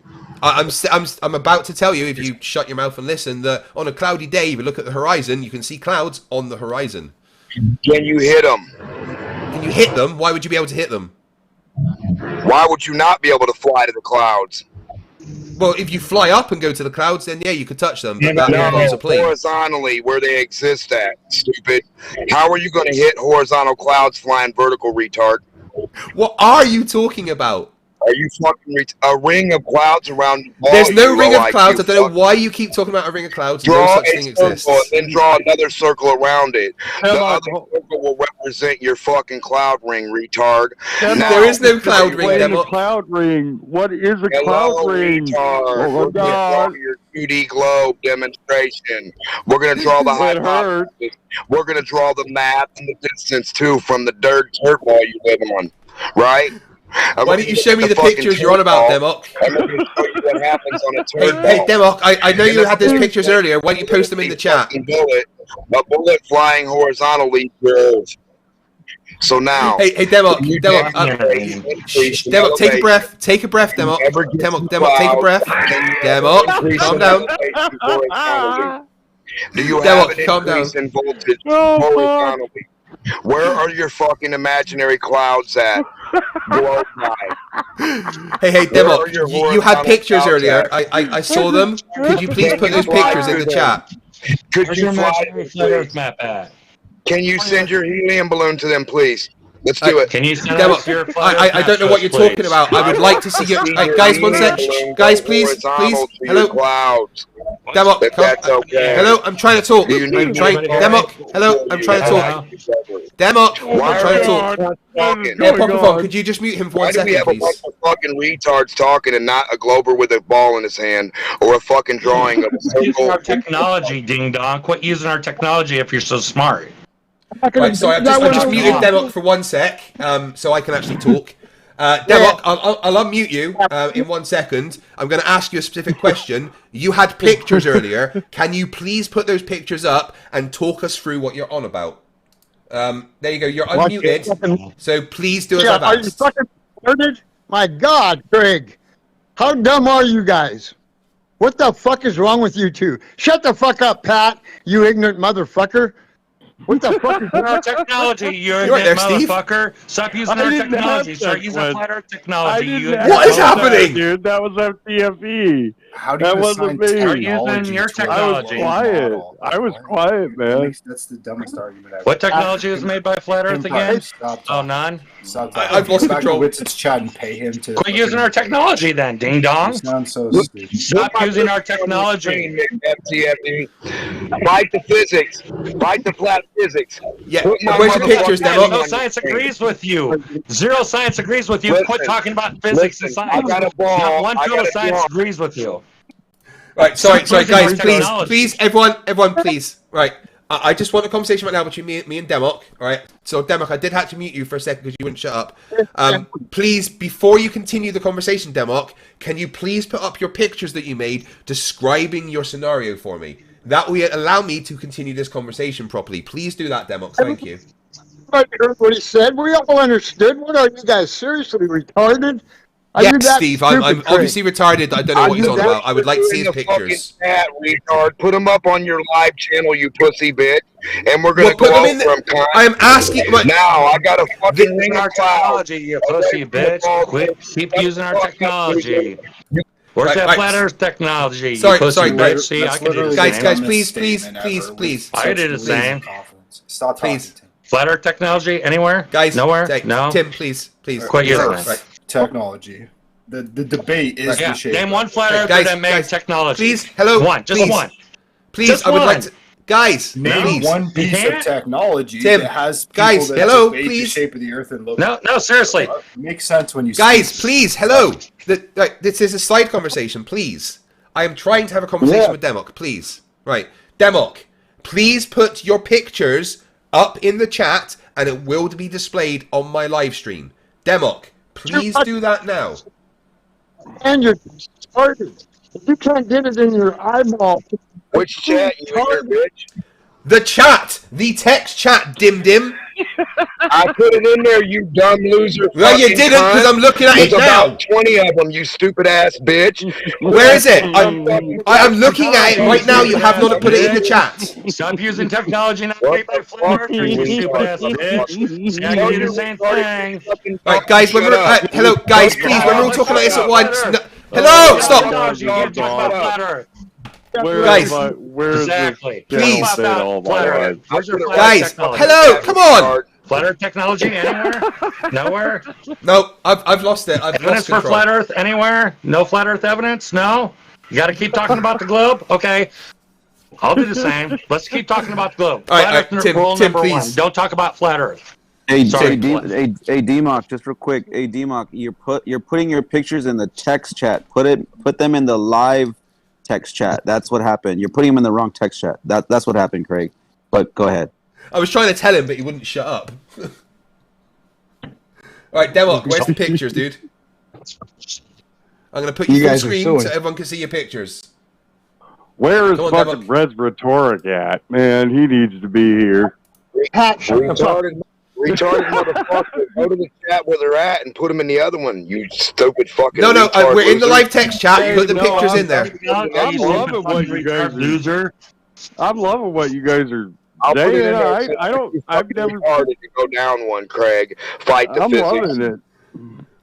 Demok, I'm waiting for you to put the pictures like in the live that. text chat, bud. We're just waiting for you. Disappear by logging off social media. That says a lot. You guys mean nothing in the real world. We can just log off and you disappear. Oh, yeah. Imagine that. Demok, you going to put your pictures up or what? What's Imagine happening that. here? Imagine that. I haven't met a real flat earther in my entire life. Imagine so you thinking guys flat Earth is dumb and then going to join their live If you guys are growing, I should be technically I should be meeting a lot of flat earthers up there growing. All right, here we go. Here we go. Evaluate your life. It's pathetic. Here we go. What's pathetic? We've now got the You know pictures. what? Demok. You literally Yeah, you talk pathetic. shit You about gotta use flat our Earth like it's retarded, but then you go It is to retarded. Witsit's live stream and you pay Witsit to talk shit and vent like a little child. All right, there's like a side argument going on here. It's kind of. Can't answer the questions, can he?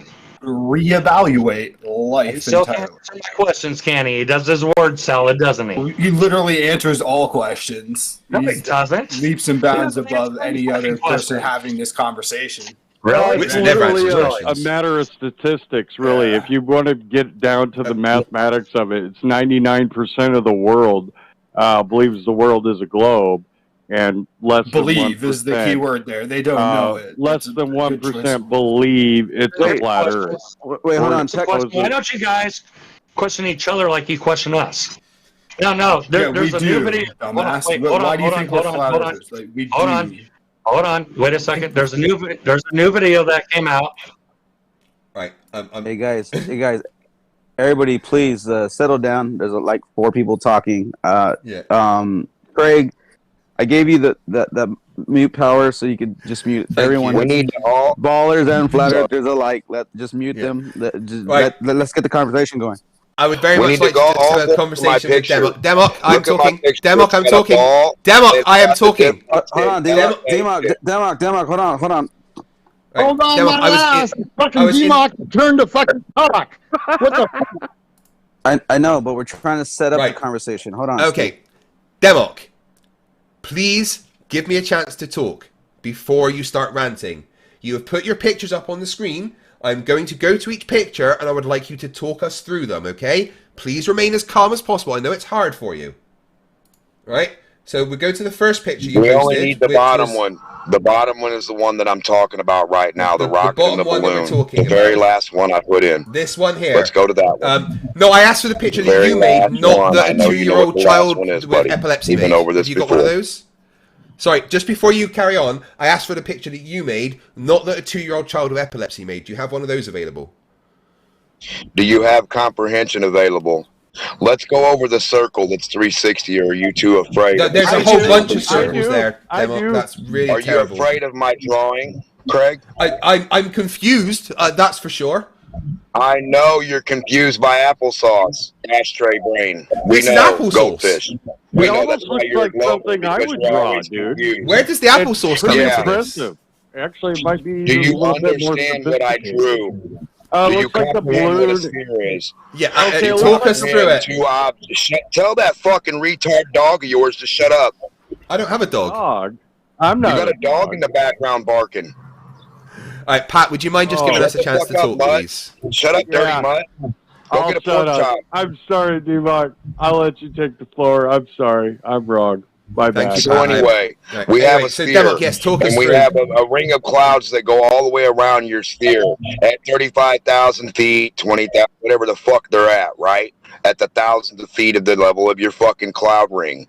It goes all the way around your ball, supposedly, the same as elevation increase and voltage increase.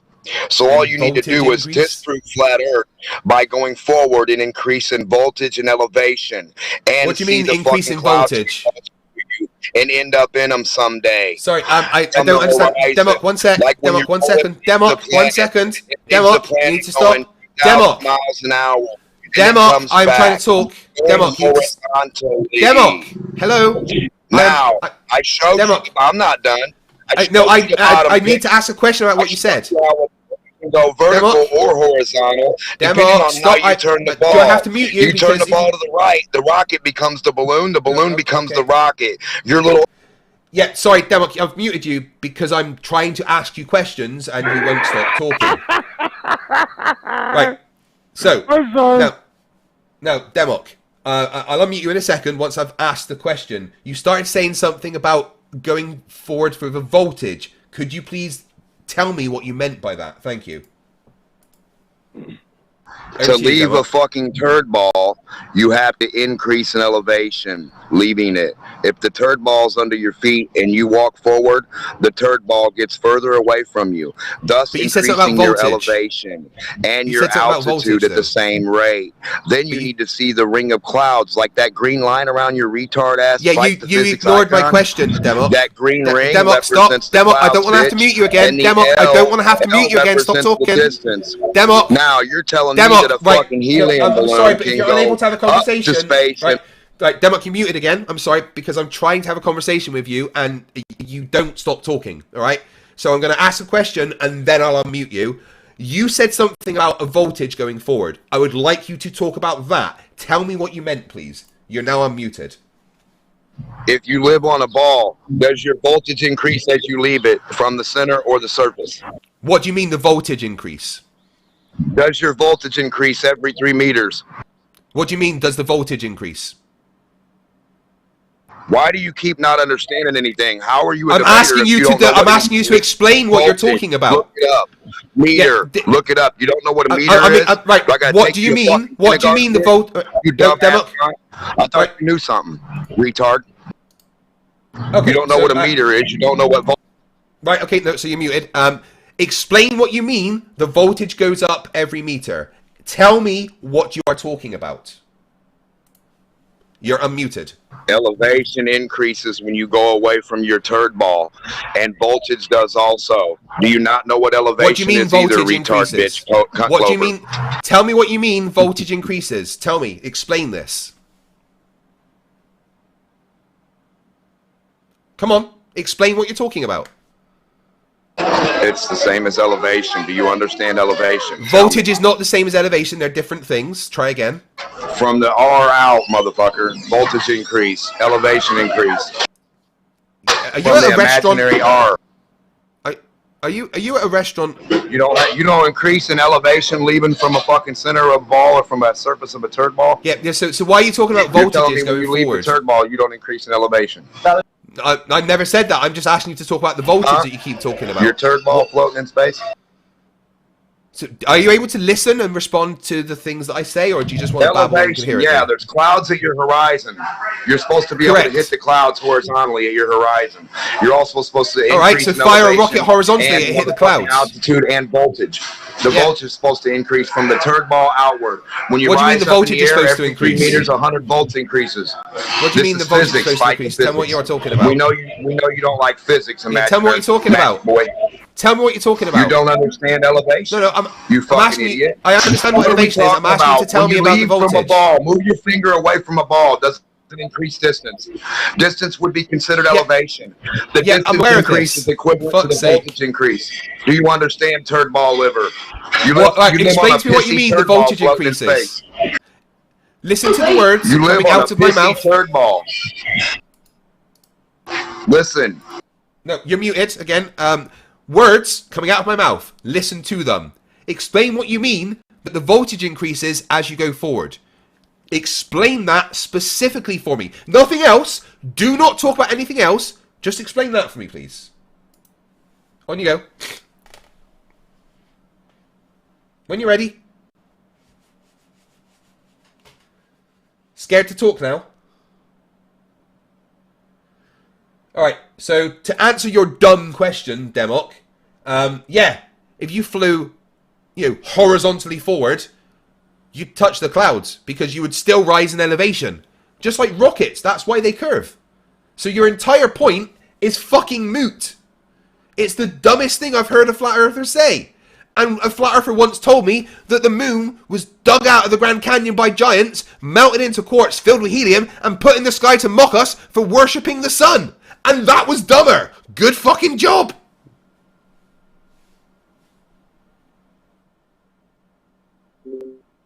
Well, you have a hard time paying attention, Craig. Hey, Craig, take it easy with your heart, eh? Oh, no, I'm having fun. I pay attention fine. It's just Demok isn't really something that you pay attention to. You just kind of point and laugh as it babbles. Demok's entire... No, just listen to the grunt in your voice coming through and worried about your heart. That's all, man. My heart's absolutely fine, thank you. I had it tested at the hospital. My God. Well, now we're going to have a goddamn little kid session. Oh, kiss my ass. What are you talking about, Tim? Steve? Sorry, are you being salty for something? Any of the flat earthers can take it over with an IQ. They know what I'm talking about. The ring. Hey, Demok, you know the only thing that's flat here is your brain, right? The ring of elevation increase. You're aware of that, right? The only thing that's flat is your brain. Yeah, I'm right, Craig. Yeah. So yeah, your entire point is moot, Demok. Just so you're aware, your entire point is moot. Demok, I'm talking. Demok, I'm currently talking. Demok, I'm in the middle of talking. Right. So when I'm talking, that's the time when you stop talking. Right. So your entire point is moot because if, like rockets, when they do what you are saying, they do go through the clouds because you would still rise in elevation. So what you're saying is nonsense. Just pure and simple fucking nonsense. And you know what? That literally looked like a 2-year-old's drawing. What is wrong with you? Did your parents drop you on your head? What he said. You're fucking... Yeah, Steve, maybe get a microphone that works, dude. Can't hear me? Well, I can hear you every now and then, but you're apparently using some kind of tin can and string to connect to Discord, so it's not very consistent.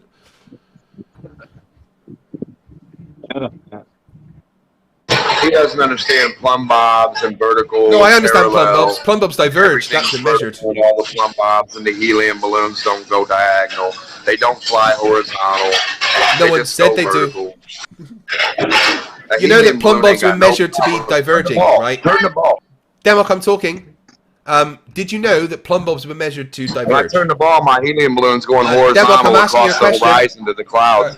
No problem, bitch. When I turn the ball.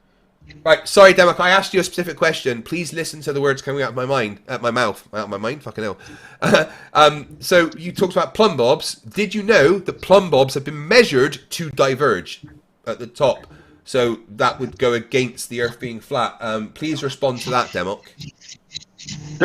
Straight line is curved. We got you. Go ahead, Demok. I read the book to you earlier, yeah. When straight lines become curved, non-Euclidean geometry. Curved. There we go. Yeah. We send you guys over to Bev's when that comes up.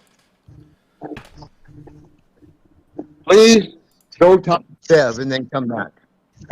What? Bev? I'm surprised that Bev can eat breakfast without accidentally digging his eye out with a spoon. Horizontal level. You guys have a problem? Right? Yeah, you guys have a problem with that one. No, I don't. Yeah. Bev has problems, like many problems. I'm still waiting for flat Earth evidence. This is a flat Earth debate, right? Yeah, I know. Tim, how many of my debates have you watched, mate? Question us. Tim, how many of my debates have you watched? Have you ever seen flat Earth evidence? That's what I'm saying. Well, you guys... They talk about the globe more than anything. It's not a fucking globe. Oh, it's definitely a globe. Then why do you talk about it all the time? Who said it's not a fucking... Where's your flat Earth evidence? Seriously, Tim, where's your flat Earth evidence? Stop talking about the globe. Tim, one sec. Jesus Christ, man. Tim, who was the flat earther that just said it's not a fucking globe then? Who piped up? I don't know. Space is fake and gay. Come on, who is the flat earther that piped... Why are you flat earthers afraid to talk to me? Oh, I'm using my soundboard to make arguments, yeah. Hey Shane, how you doing? Hey Craig, is there a constant echo going on? Not on my end. Yeah. I think it's coming off of you. It's not on my end. It's not coming through my stream. I don't understand. Phones are tapped. Yeah, what you got going on, Craig? What are we in a cave? Just stop the echo. There we go. Now it's not echoing. Perfect. Whatever you did, that's good. I didn't do anything. It wasn't me. Oh, I think you muted yourself. No. I don't. So, it's someone else. Question: do you guys think what's the name of that building in Australia that they house all the symphonies in? The Sydney Opera House. The Opera House? Cool. Do you guys think they built that observing level, although the thing looks like a wave? I mean, the foundations would have been level, that's for sure. Alright, cool. So the next question I have is, like, I don't know, structures in all many different places throughout the world. You think they're all built observing level, right? Foundations would be level. I can answer that. I can answer that. If they're professionally made, then yes. Alright, cool. So at what point, or mileage spread, let's say, should we expect to see a deviation from level? They're all why would it right? Yeah, I don't think you know what the word level means in the context of the Earth. Is the problem here? According to the Merriam-Webster. I am currently talking. Please, I am currently talking. Do not interrupt me. According to the Merriam-Webster dictionary, the adjective for the word level when we're talking about the Earth is conforming to the curvature of the liquid parts of Earth's surface, as well as countless surveyors saying that level, the true level, is the curve of the Earth. So when we're talking about the word level in relation to the Earth, we are talking about it being matched with the curve of the Earth. Oh, a bunch of bullshit. Okay, so are you done now? Craig, are you done? Yes, yeah. That's, as long as we understand that's what level means and we can work on that, that's fine. The observation of level was what do you mean, tool the observation of level? that they call a level. Yeah, that's the tool being the tool is not the same thing as the adjective. A little bit. I can chime in on this on the civil part of it. Well, no, I'm if talking, you don't mind, guys. Hello. So please. Hello, please. You're excuse me. Hello. You're confusing. Why the fuck is this? Please. Hello. I'm just gonna tell you right now.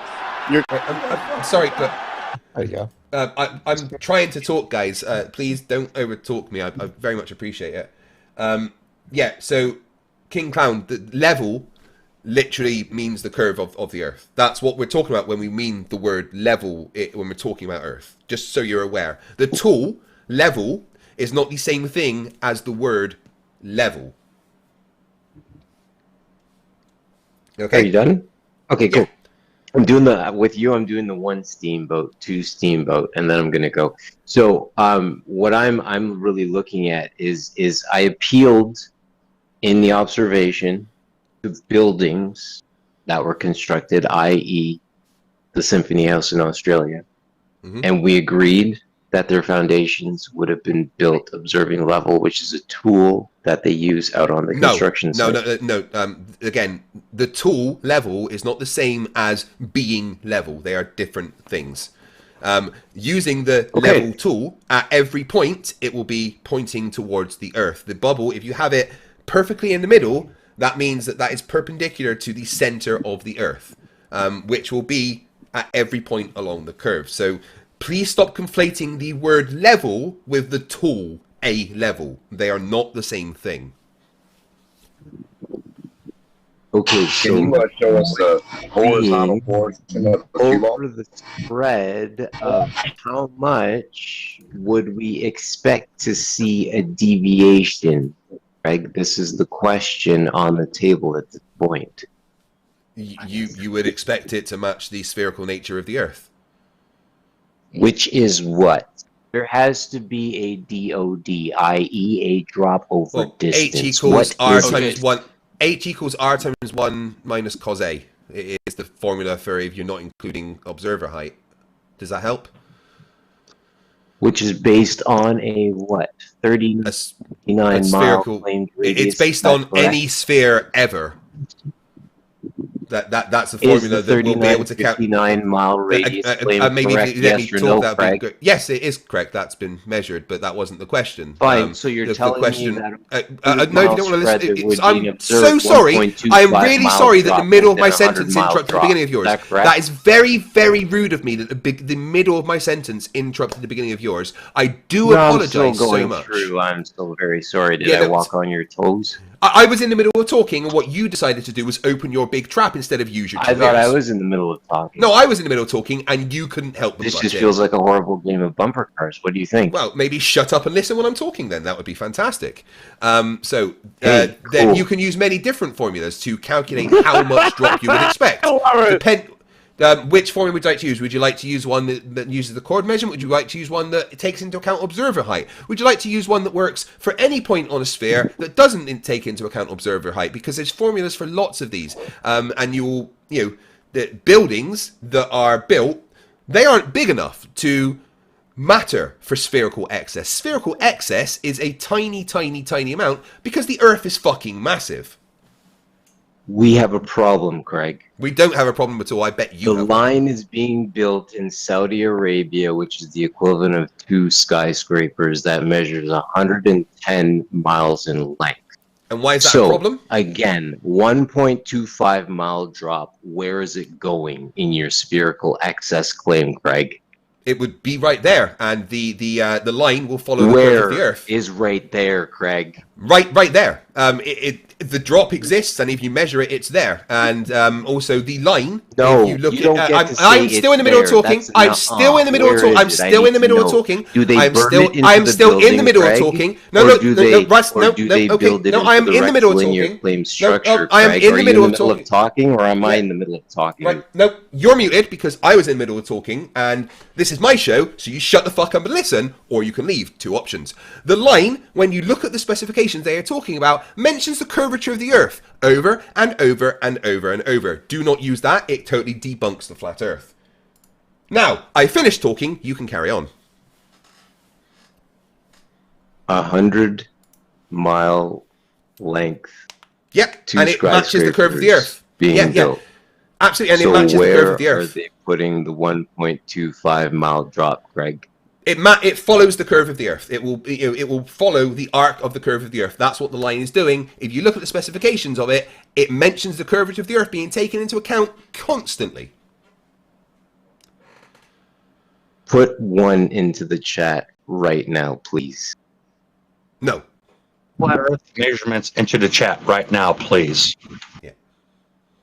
Flat Earth measurements into the chat right now, please. Just right, you cannot use. Hold on a second. Let me just catch you up. Are you following the confines of the conversation?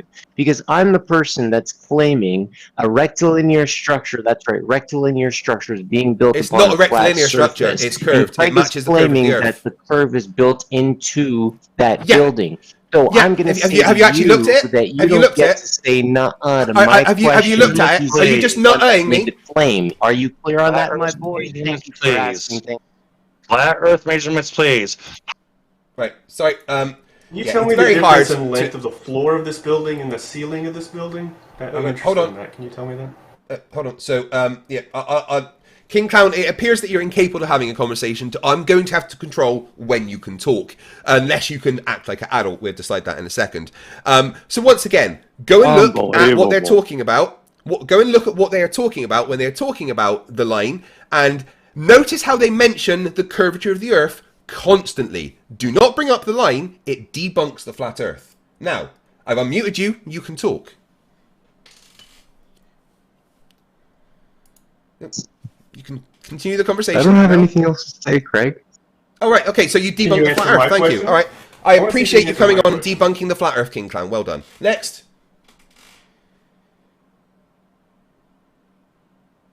Next flat earther. Anyone?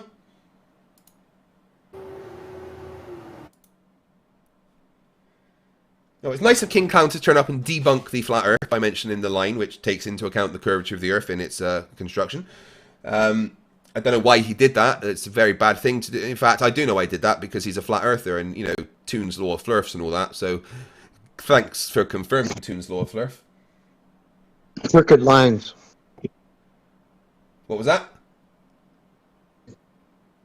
Line. Line? That aren't straight. What about them?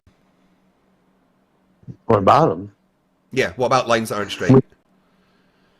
How come I'm backfeeding? What? You heard me. No, I didn't. That's why I said what. I was backfeeding. I'm not doing it now. What? So what proof do you have? What proof do I have of what? Anything. You got any proof of thing? What proof do you have? I want you. I mean, give me a proof of anything your best. Well, I've got some tequila that's 40% proof. If that helps. I baked some bread earlier. That needed some proving. What are you after here? Not the only proof you do have. I mean, are you asking for proofs of something specific? Could you be specific in your requests?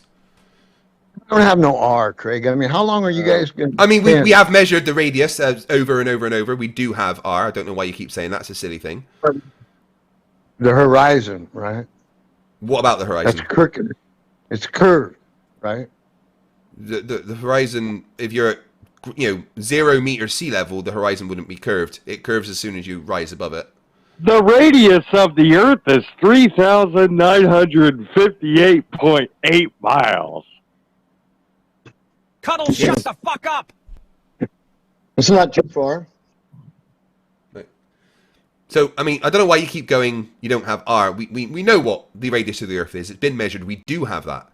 So, what's your point?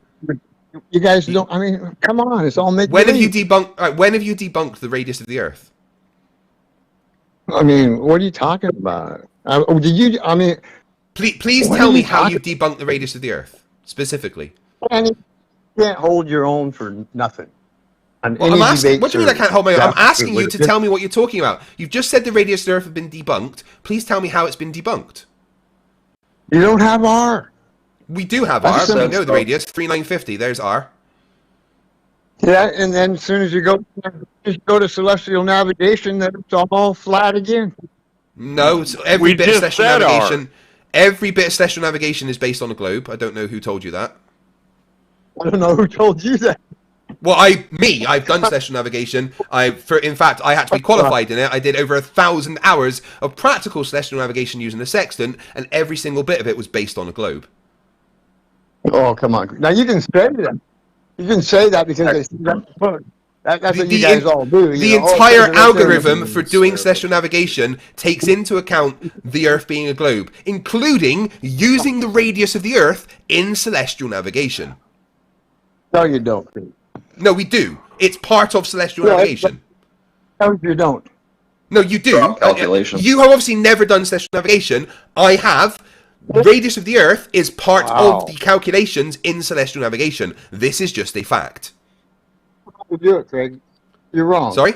No, I'm not wrong. I've done celestial navigation, and I am telling you outright that celestial navigation uses the radius of the Earth in the calculations to find your position. This is just a fact.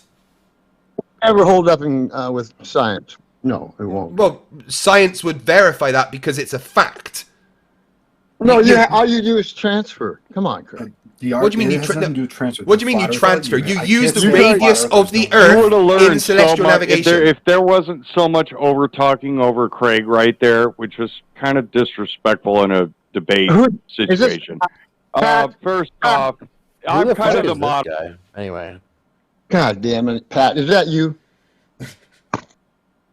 Yeah. So I don't know why you keep saying, no, it's not. It is just a fact that the radius of the Earth is used in celestial navigation to calculate your position. This is just something that is true. That you can't say because it's just a fact. You cannot do celestial navigation without using the radius of the Earth. Oh my God, you guys. Are you going to tell me that's wrong? Because I bet you have never touched a sextant in your life, have you? It's wrong. Right. Tell me who taught you how to do celestial navigation, and talk me through the entire process then, please. You tell me how you do it. I mean, you have to have a baseline. Come on. The baseline is an imaginary line. It's not the surface of the Earth. Yeah, there you go. Right, flat horizon. Right? No, again, the baseline is an imaginary line. Listen to the words coming out of my mouth. Right, can you see my screen? Hey, I've already taken the class, Craig. No, you haven't. You don't know what you're talking about, right? Right, be quiet for 2 seconds and look at my screen if you can. Take it. No, there's double right now. Let me watch your screen. My God, this is too funny. Right, where the hell be quiet and watch my screen, okay? Using your spherical eyes to make an observation, you're going to see spherical measurements. It's going to happen. Are you saying you can't see a flat line? Right. Anyway, back to the person who I'm talking to about this. So, this is how to use a sextant at sea for celestial navigation. Okay, it's quite simple. There's a sextant, and there's flat Earth. It doesn't work at all. Does it work on a globe? Oh, absolutely. And here's how. We'll show you. So there's the Earth. There's me in a little boat. Right on the end there. Oh, look at me. Karate pose and everything. I've got a sextant in my hand. And there's parallel rays of light coming from whatever we're looking at in the sky. What we do is we measure the angle between there and the measurement between there. Obviously taking into account the dip correction that would be very important here, which I didn't display for brevity, but the dip correction would be used to actually bring the angle up to what it is, because the dip correction is also based on an Earth with a radius of 3950. So we could look at the angle, the light that we measure from the thing we're looking at in the sky, and we take a measurement down from the center of the Earth, and that means that this angle here will be the same as this angle here. So then we have the co-altitude angle of the thing we're looking at in the sky. I kind of skipped over the measurements there quite quickly. So 69 miles equals 1 degree. 69 miles times 50 degrees equals the radius of the Earth, miles away from Polaris. Okay, so then we can see what we do next. So once we have got the measurement, we would make on the globe a circle of equal altitude. But then we would do the same thing another time and another time. And we use the radius of the Earth and use trilateration. No, because this is on a globe, not flat. It's just a circle because it's two-dimensional, right? And we use trilateration, not triangulation, to find our position on the Earth. All of it based on the radius of the Earth that is part of the calculations. So there we go. You think it's both that? What? What did you say? Well, I was asking Pat if he agreed with all this here. Well, it's just a fact how it works. Yeah, he's kind of a smart ass. I figured he'd know all about celestial. Well, let's not worry about Pat right now and just talk about the fact that that's how celestial navigation works. So when you tell me you don't have R, yeah, we do have R because we use it for celestial navigation. When you tell me you need a flat baseline, that's you not understanding what celestial navigation is. The baseline is an imaginary line between the observer and the horizon. Simple as that. It's not the surface of the Earth because you never take the measurements from the surface of the Earth. Therefore, the baseline cannot be the surface of the Earth. Stop listening to Nathan Oakley. That guy has an IQ lower than toe fungus. Oh, why don't you go over and explain that? It's just a fact. Well, I don't think he would be very successful if he went over there. I've been over there and destroyed him. No, that'd be a fact, Greg. No, I went over there and destroyed him. He had to tell me in the space of 40 minutes 37 times that he wanted to put his balls in my mouth instead of talking about science and physics. I destroyed him on his own stream. It was fun. Do it again then. Why would I give him the time of day? If he wants to talk to me, I've already been to him. If he wants to talk to me, he comes to my channel. But he won't, because he's a scared little bitch. I don't think so. Not No, you. well, prove it then. If he's not a scared little bitch, he would come to my channel, just like I went to his channel. But he is a scared little bitch. I couldn't imagine being scared of this motherfucker. Oh, you should be afraid. Yeah, If he's not no, scared, I then don't if think Nathan Oakley wasn't scared, then he would be on my channel debating me. But he is scared. He will only do it on his turf. And I went to his turf and ruined him. I rinsed him. I fucking destroyed him in his own house. think it's your and now demeanor. he's terrified. I mean, if you gotta my claim it demeanor, yourself, I then wasn't the other one that people said aren't saying it for 37 you, it's times. probably not true. Shut up, shut up. I wasn't the one that said 37 times. Shut that me I up, wanted to put my punk. balls in. Okay. Wait, well. hey, is that? Hold on, Craig. Hey, is that Michael? No. Yeah, he told me to shut him up, so I've just done it. No, Right, just so- unmute him. I like that guy. Hey, I haven't heard him in a long time. How's it going, Michael? Sorry to interrupt. If he tells me to shut him up, There's a then I debate will. going on. It's good. And listen, I'd rather hear the debate than people grandstanding on shit they can't prove, anecdotal shit. Well, I can Right. prove the fact Well, that Nathan bring Oakley's something scared up. of me. Let That's the Mike fact. and Craig go at it for a minute. Everyone, Yeah, fall back. Apple, I don't want. Listen, I don't want to debate this, dude. All right, bye then. Take See you later. control away from Greg. This guy's muting us up, man. Came to support you, not him, jackass. If you don't want to talk, Yeah, Michael, Craig. then I'll just keep you muted. No, hey, real quick, Craig. There's been a lot of people. I've gotten a lot of DMs. There's a lot of people getting server muted and then like forgotten that they're server muted. Like I understand muting people to get a point across, but everybody else too, who's mods that are muting people, please like don't keep people muted. If you could look after unmuting them when they're ready to talk, I'd appreciate that. Is that all right? So D-Mark's still muted. Well, that's because Denmark was just crying. If he wants to say something, he's welcome to, but if he just starts babbling, then... Yeah, everyone's, I think, unmuted already, so... Yeah. If you still are, just message in the chat. I mean, and I'll unmute I you. want a conversation, but when there's 20 people talking at once, and then people don't... Right, respond, you know... Yeah, just So, if we unmute you, don't just jump in and like dogpile again. Like let's just try to have like, you know, a back and forth just to kind of keep the show going. You know what I mean? Thank you, APOC. Yeah, I do. I appreciate it. Yeah, the only reason I was meeting people was so that we could actually try and move a conversation forward. No, I know. I heard it. Yeah. So yeah, no maps, no physics, no evidence. Anything else? Bro, They've got one thing about the asking for a horizon. map is crazy. Like you can't be asking for a map when you can't. Yeah, I can be. Absolutely, I can. Yeah, we can't. all If navigate the it. Earth was No, flat, right? It's very simple. Yeah. If the Earth was flat, then having an accurate flat map would not be a problem. Simple as that. If you want to go beyond the 60th parallel, you need to spend hundreds of thousands of dollars and get government. No, you don't. grants. You cannot navigate. Stop asking for a map. Yes, you can. Stupid. The Anyone fact can that go. we Anyone can can't go do there. that. It's Should be anyone can do evidence that. enough. There's some Bro, shady shit is going. there's like an Weisskopf, you're island just guy wrong. that Not to mention Anyone can like, go say how that you stars just are completely stars. got Parallel. away No one from stops the you. whole the original point here. Like you're saying, oh, got no debate. You think like you have a huge win here. As soon as I brought up the fact that you should have a point of singularity from the Big Bang expansion, and it contradicts. That's like Newtonian. It doesn't contradict that's anything. Einstein and quantum all contradicting themselves, which they admittedly none of it do, contradicts and it, they just you don't understand admittedly it, get that's put all. in place wherever they can fit best. There should be a point of observable singularity from the Big Bang. Yeah, Bang it's called the expansion, cosmic microwave and we background should- radiation. That's what we can see. You just and that doesn't show a point of singularity. That's exactly It shows doesn't the show a clear it shows the point of recombination singularity. event, right? Okay.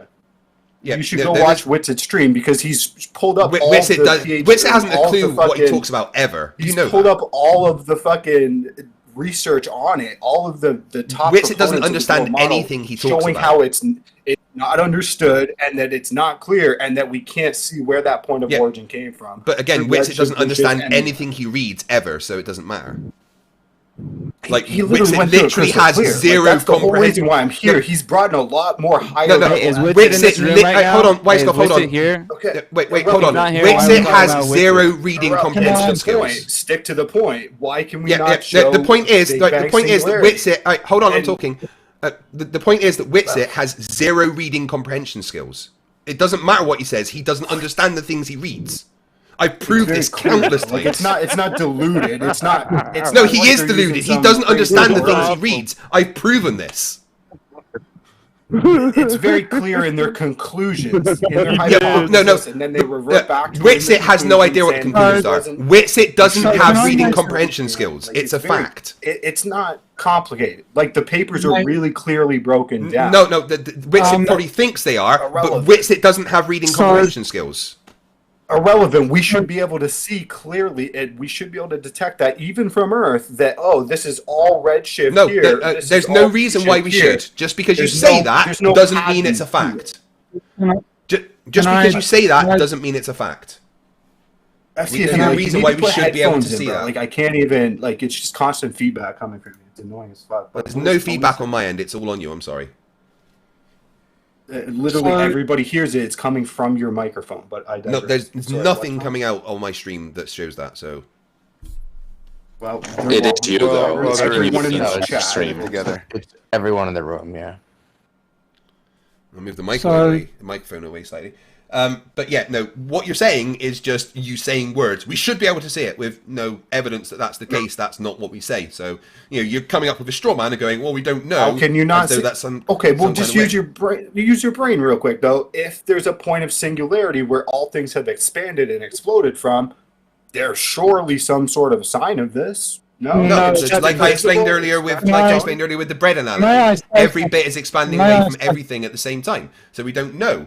There's no way we can determine exactly where that point was. And so there's also, the point. Okay, hold on. let's go with that. I'm still Now talking. we're I'm still contradicting talking. Newton. I'm We should- still so talking. if we No, I'm wanna still in the middle of saying words. I'm still in the middle of saying something. Right? Your science contradicts itself. No, I'm still in the middle of saying something. Please listen. Right? Like I explained earlier with the bread analogy, everything is expanding away from everything at the same time. There would be no way to determine one single point. That is just not something. but you would though. You would no, though. At the start of I'm that so bread sorry that form. once again You would, though. the middle of my sentence interrupted the beginning of yours. Oh, you're wrong. Just like you interrupt I'm not when wrong. you think we're wrong. I'm You're really wrong not about wrong. the bread thing. But no, I'm really not wrong. Just you don't understand doesn't mean I'm wrong. I don't understand bread rising. Right. Well, clearly not. I've just shown that. It's at the There's no bottom way of the you'll be able- fucking pan, right? There's no way you'll be able to determine one single point. There's nothing in physics says that is something that The point we of should origin, be able the to know. bottom of the No, pan, once you again, I'm fucking so sorry that the middle of my sentence keeps interrupting the beginning of yours. I do apologize about that. Might there be a point where I can offer a comment on this? Please do, Tony. Yeah, I'd love to hear Into someone the with a room higher is the education only than, real 'cause it's person clearly here. above his head. Okay, so Weisskopf, right, hold on, 1 second, please, Tony. Weisskopf, we have been through this over and over several times with different things. Every single time, it turns out I'm right and Witzit is wrong. Just have no, that you as just a showed basis, me math okay? that made me really doubt myself. And then we looked, and Witz even presented that math, saying all of it is in debate. It's debatable. It's not in debate ever. It's not. It's a fact. Every experiment shows the same thing. Witz it just doesn't understand what he's saying. They're dramatically off. No, they're not. No, there actually isn't. You are wrong. Cherry pick. No. You are wrong. Sharpshoot, snipe. No. You are wrong. And fit the model. Weisskopf, I've asked you to stop talking. Flaw is he thinks the Earth is flat. That's has nothing to do with Witsit, though. It's your information. Again, none of the information is contradictory. All right, and now I would like everyone to stop talking so we can let Tony. Don't get this moralist. Weisskopf. It's the numbers. Will you please stop talking? So the answer was no. I can't say anything or contribute to this conversation. I would very much like Tony because to get in this conversation right now. Because I asked if I could a couple of minutes ago, and everybody just started everybody said sure, okay, and then they just started shouting at one another. Well, I guess it's a no then, huh? Yeah. Right, so please, can we let Tony... Right, no, I would like Tony... I'm just winding up. Thank you. Right. Okay, you misunderstand it. Let's go back to this. Let's go back to this expanding universe. So the universe comes into existence and it spreads out. So where is the point of expansion from? The point of expansion was the entire universe. It doesn't make sense if it's a singularity. No, it was the entire universe is the point from which expansion occurs. So there's nothing in the universe. No. That is the model. And if you're claiming otherwise, you don't understand. Point of singularity. Can you please remain silent while I'm trying to explain it to you? Because this is your main. This is your main. Trying to trigger you. Just talk right to him. Okay. Well, this is your main obstacle to actually learning anything. Is that you think you already know what's being explained, so you interfere. Okay, who's that talking? Let me. Yeah, it's Craig. He's been echoing constantly. It's annoying as fuck. Okay, actually, it looks like it might be Arclight. But it's Craig. All right, it is Craig. You're right. Anyway, so the point is that this. The universe starts as a singularity, right? It doesn't expand from a point of singularity. So it's not that you're radiating out. So the universe is the universe at all points in time, okay? Imagine I've got a balloon, okay? And the balloon's all scrunched up, and then I blow up the balloon.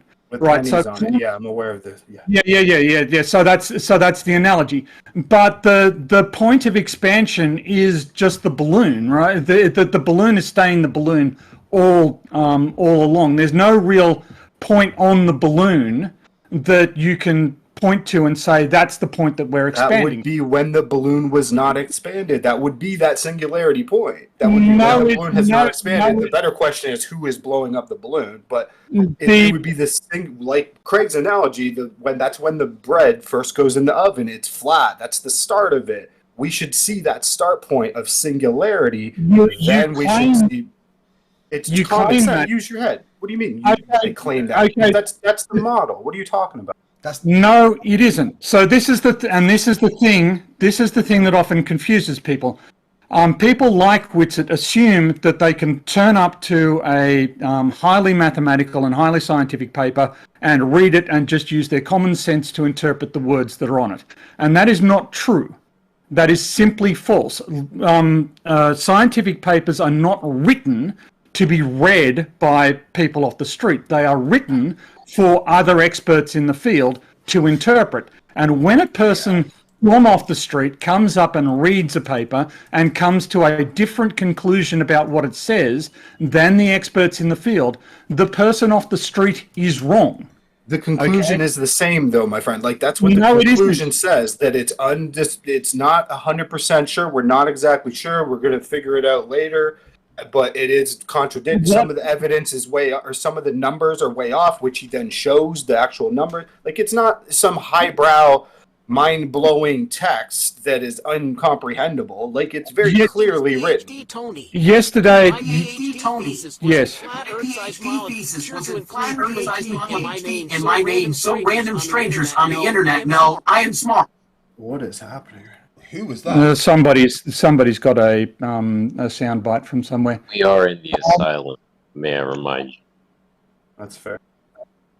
So the yesterday I had a discussion with somebody, I think on the server, and they were reading a scientific paper and they claimed that there was a 50% error in the results.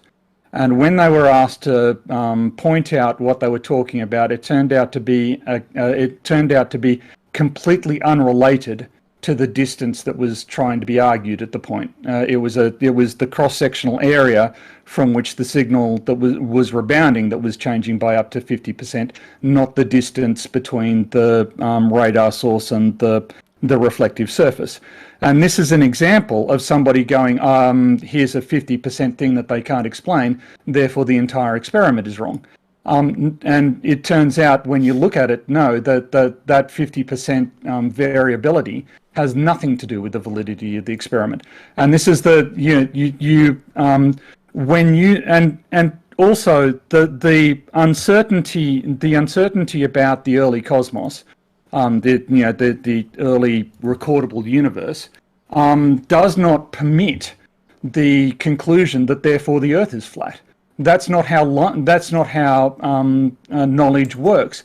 If I have a genetic test, it's more evidence that the model is created and it's wrong, and that Newton, Einstein, and quantum all contradict each other. That was kind of the main focus of the point. You have to take a Newtonian perspective to go with a singularity point of expansion from there. Then you have to take an Einsteinian perspective that it's all just from our center point, we're all that frame of reference. Then you have to adopt a quantum perspective that, dark matter, this crazy things that we can't see, can't detect, but we're sure it's there. Trust us, it's going on, right? Like, there's three different models, and they all contradict each other. Meanwhile, it just all works on a flat model because it's such a simplified thing.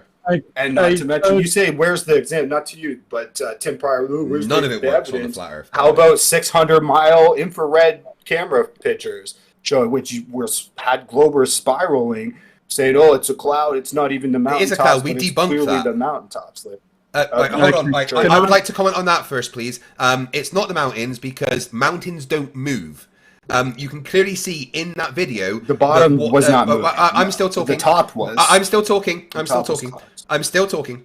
Right, thank you. What you can clearly see in that video is that the mountains that he says that they are move to the right compared to that oil rig. Mountains do not move. Not only that, but Crete is apparently 700 miles away. However, just to the right slightly is an island that is only 200 miles away, yet that one cannot be seen. The entire thing is so easily debunked. It's insane. Right, back to you, Tony. You can keep telling yourself that, but it's it's easy to debunk the mountains. But again, you guys don't move, constantly dumbass. hand wave that away. So I mean, mountains don't move, dumbass.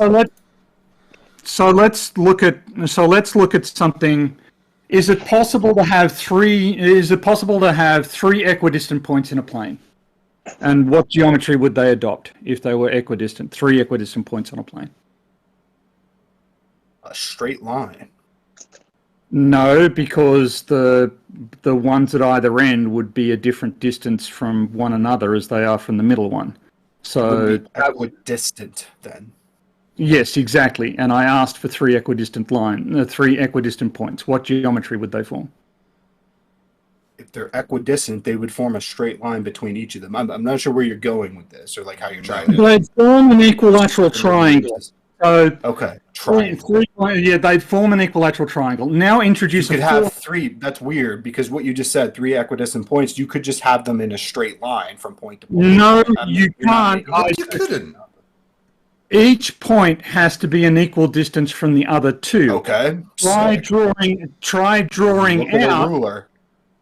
Okay, look at a ruler and tell me how far the start of the ruler is from the end of the ruler. That would be 30 centimeters, say a foot. How far is the middle point away from each of the end points? Is it 30 centimeters? No, it isn't. It's 6 inches or 15 centimeters.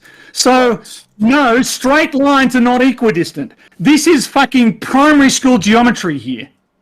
What are you talking? You have your 0 point, you have the 15, and you have 30. There's 3 points. Yes, and what's the distance between the first point and the third point? It's 30 centimeters. It's not 15. Oh, sorry. Okay, so yeah, a triangle. Sure, create a triangle. I see what you're saying. I thought you meant equal distance between each point, not all points have to have the same distance. I already That's a little weird word fucking. Okay, so no, it isn't. No, he prefaced it with 3 equidistant points of reference. He prefaced that. Yeah, okay. And I thought you meant the points had to be equal. Yes. Yeah, from how one about to the next? Not all of them the same. Explaining how you misunderstood it, and listen. Now let's introduce a fourth point that's an equal distance from the others. Okay?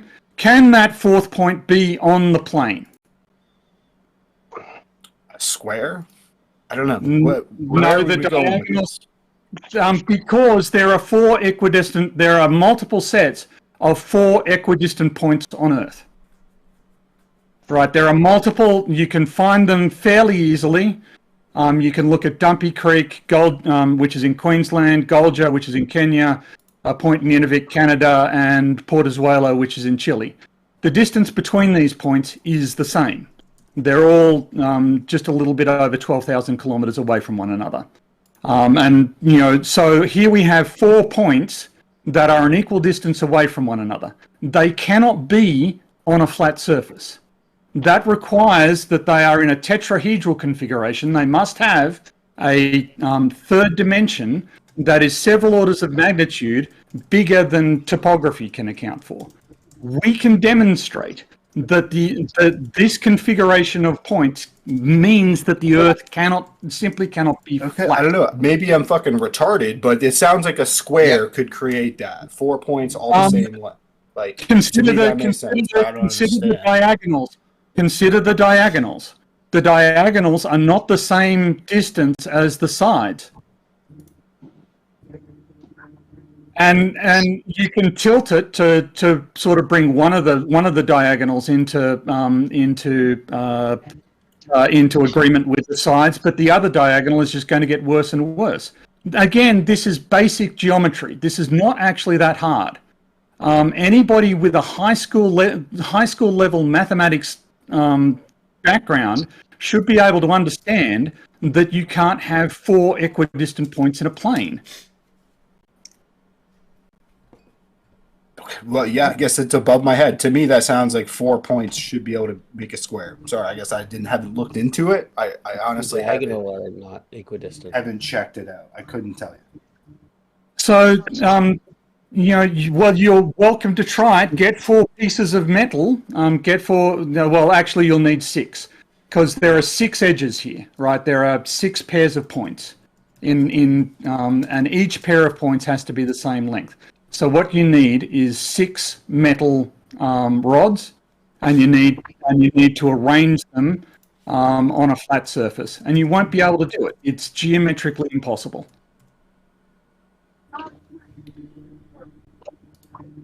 So you asked for proof that the Earth isn't planar. There you are. There's proof that the Earth isn't planar. I don't see how that proves, like, geometry like that proves the shape of what we're on. I don't see. Well, I'm not asserting that it's proof that the Earth is spheroidal. I'm saying that it's proof that the Earth cannot be a plane. It cannot. I don't see how that's the case. Well, okay, but you've got 4 equidistant points. They cannot be on a plane. Again, this is simple geometry. Sure. This make is the basic. fourth one in azimuth. We can even make it 6 and call it a pyramid. Well, actually, 4 makes a pyramid, right? 4 makes a tetrahedron. It does, yes. That's exactly right. 4 points makes a tetrahedron. It starts from 4 points. Yeah, there'll be a 5th point. Yeah. Well, then they're not going to be equidistant. You guys seem to have a lot of trouble with this, but each pair of points. Yeah, we're not saying the Earth is 2-dimensional though either. Yes, you are. But no, I'm saying that the Earth must be three-dimensional. Not only that, I'm saying that the third dimension, the scale of the third dimension, is 3 orders of magnitude larger than any topography we see. So the distance between that fourth point in the plane defined by the other 3 is 9,000 kilometers. So 1,000 times higher than Everest. So you can't claim that it's just a plane with some topography on top of it. Well, you lost me because I don't see how you're coming to that conclusion. You sound super confident with it. I can appreciate that, but I don't. Sounds like volume at all. Yeah, to me, I feel like topography will account for all that. I don't see where you're. So you're saying that there's a mountain that's 9,000 kilometers tall. I don't see where. How are you saying that it has to be X, Y, or Z or amounts when we're just talking about 4 equidistant points? Apparently, we're trying to use your. Okay, but we can use the distance. We can use the distance between the points to calculate the geometry of the tetrahedron. So we can calculate, and we can use the side length. We can use the chord lengths between the points, the simple Cartesian distance between the points, and we can choose one of the points as our origin, choose two of the other vertices, drive a plane through that, and then we can calculate the distance from the fourth point to the plane. This is perhaps university level maths, but it's fairly simple. It's fairly simple linear algebra to get there. It's not that complicated. All you need to do is a couple of vector operations, one cross product and a couple of subtractions, a dot product and a cross product, and you're there. And we can determine that distance. And it just, it's. I don't understand. You can go and look this stuff up. We didn't just come. Your mindset here is, well, they've just decided randomly that the Earth can't be flat. We've got evidence, guys. We've got the GPS locations.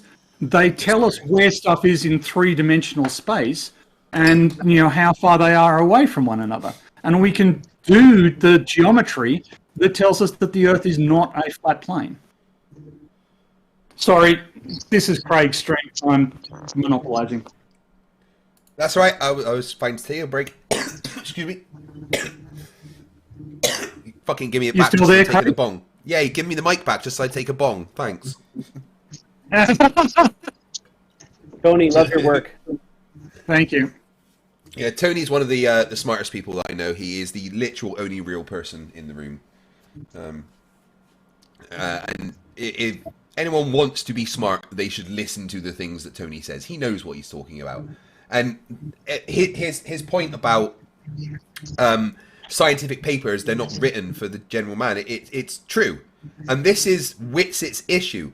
Whitsit thinks that he can interpret data meant for people that have had years and years of training to be able to interpret that data, when frankly Whitsit struggles to go outside without wearing a crash helmet. He's not someone who should be used as an authority on what a scientific paper is saying.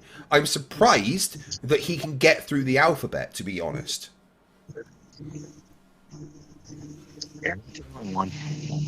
But anyway, just noticed that it is 2:30 in the morning, so I'm going to give it another 20 minutes. So is there a new flat earther that wants to come at me? Anyone else? Question. Silence. Any flat earther FTFE, give evidence for flat earth without mentioning the globe. How about that? I work with gyroscopes every day. How does a gyroscope work on a flat earth? Well, it doesn't. The ether, period. Oh, the ether. Okay. Yeah, the ether's not a thing that's been disproved. Okay. No. And the ether can't. Explain how the ether. There's no reason why the ether could affect the appendage. Keeps a gimbal in the same direction. There's a translation of motion. It works From literally on both ones. Yeah, what's the mechanism? It's not. I've debunked that. Mechanism is force, some sort of a force created through the ether as it moves. What kind of force? It's not right. I don't know what do you mean? What kind? It's a force. It creates a force that. What kind of force? Yeah, but how does it impart the force? And the by what mechanism is the force imparted, Weisskopf? What do you mean? What mechanism? Yeah, by what? I mean exactly that. By what mechanism is the force imparted? It's in constant motion. I don't know. We don't know. That doesn't impart a force. Discovered the ether, but literally all of the thing that ties the Newtonian, the quantum, and the Einsteinian is that there is an ether. Like it literally makes incorrect. 100% absolutely 100% incorrect. From what you don't. No, everything you've just said is 100% incorrect. We've had mechanical gyroscopes for centuries. Yeah. What? Yeah, cool. Nobody said we didn't. But the thing is that quantum has its benefits, right? For the super small. Einstein has its benefits for more precise measurements. Newton has its just general mechanics. When you can kind of take the benefits of all of those, the thing that's missing is the etherical background. Something happening in the background that allows for things to move. Well, those are all words. Perhaps from small to large. There's you just said words. Just intuitively, it just fills the holes. It fills the gaps. Okay, but Weisskopf, like the gyroscopes I work with use the Coriolis effect on a micro scale. They use it at a microscopic level with oscillating masses. Okay? They do this. They do it through and they do it through like a specifically engineered process. If it didn't work like that, then they would have designed it differently. So where are they using the ether in a micro electromechanical gyroscope? Where are they? How do you know that the very what we call Coriolis force isn't created through an etherical push? Because we know that's the whole thing. Like a lot of flat earthers don't believe in. Because we rotate things, and we can measure the Coriolis effect on rotating things. Right. Those forces are a byproduct of the etherical thing. That's the flat Earth model. You asked by what mechanism? Hey, well, I could by what mechanism? I could by claim what that mechanism? It's like invisible crabs pushing it.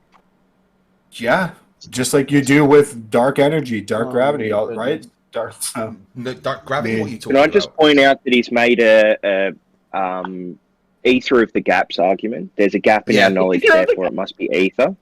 Yeah. Ether's been disproven. It's been removed from science. We really all know that. Anyone that isn't a science denier knows that there's no such thing as ether. It's gone. It's not a thing anymore. We don't need it. It is not needed in the slightest for any reason in science. It is not needed on a model that we have. It is not needed in quantum mechanics. It's not needed in general relativity. Yeah, but the fact that and I'm still talking. I think you're missing that main point. I am still in the middle of saying words. I am still in the middle of saying words. No. See, you're talking. I'm still talking. I'm literally still talking. Thank you. There we go. Right. So, as I was saying, it is not needed in anything. Quantum mechanics. It is not needed in general relativity. It is not needed in Newtonian mechanics. It is not needed for anything. It has been removed from science. You're not listening. I am listening. You need to bounce between three different descriptions of physics. No, we don't. Different complete ideologies of how nice straw man attempt. You do. Good straw man attempt. Well done. Well done for straw man. To fit different arguments. What you've just done is straw man science. Good job. Okay. All right. Yeah. Yeah. Sure. Yeah. It is. Don't worry, I'll get you back. You just, for some reason, you've fallen into the stupid well again. I'll get you back. I understand why Flat Earth don't demand the same answers they demand from us. That's all I'm saying. I know, it's ridiculous. Tim, sorry for muting you earlier. I kind of muted everyone. So. They see a video and they're like, oh, that proves the globe wrong. No questions asked. No questions asked. Oh, there's a video. Globe wrong. No questions. Where's the science? Where's your freaking whatever? Nothing. They see a video. Globe wrong. No questions. Yeah. Don't ask one question. No, you're right. It's like that. This Crete thing. Oh, look, we can see 600 miles to Crete. No, you can't. Rule number one. You're dumbass if you think that. You're an idiot. Shut up. Really? Then where's your scientific method proven to flat Earth? Where's it at? Shooting a fucking laser. You guys just hand wave everything away. No, we don't hand wave. You guys hand wave. You ignore refraction. You hand wave refraction. Every time we present evidence, you immediately just like, this is not good enough. We presented no evidence. You presented ether and provided no explanation. You got to give us every little piece of data we want or it's no good. And like then we give you 600-mile infrared. You haven't given right. Hold on. Right. Can I get the mic for 1 second? It's not even happening, bro. Guys, please. Can I get the mic for 1 second? Wait. You guys see a flat Earth video and ask for no data. You're just like, oh, that's true. Yeah, because it makes sense when you see 600 miles. You don't need any more evidence. Guys, can I get the mic? Please, hello, please. Hello, guys, please. You guys were seeing hello. It's a big illusion. You guys were seeing all clouds, of you, and they moved. I know. Mountains don't move. Clouds please, do. Hello. Can I please get the mic? So, guys, can I why please don't get you the mic? demand all the evidence for that? You just saw a video and said, okay, we agree. Well, the thing is, it's such a Tim, can I please get the mic? You didn't ask Tim, for the scientific method for that video, did you? Kid, listen, guys, no, you did not ask for the scientific method. It's not some complex thing. Like, yeah, I know it's not. You watched it, you agreed with it. Hello, so please. Like Einstein relativity. You deal with it. I'm trying to talk. You watched the video and you believed it. You didn't ask questions. Because you don't need to. It's such a simplistic evidence. Okay, we see videos of no, apparently I'm not allowed to talk. I'll use your same argument against you. We see videos of the Earth. We don't need to explain it. Tim, please. By your logic, you see videos from the people that are paying to give you that model. That's pretty fucking dumb. But yeah, we see videos of the Earth. Don't need to explain. Great argument. Videos of the Earth live 24/7 from the people that are taking billions in taxpayers' money. Hey, can you guys wait till each other are done so we can actually hear what you're arguing about? Yeah, right. Can I please get the mic? Thank you. Right. If you hate NASA, stop using their technology. Be quiet. If you hate NASA, stop using their technology. Hello. Stop using NASA technology. Hello. Right. Can I please get the mic? I would like to discuss with Wiskoff this 600-mile thing.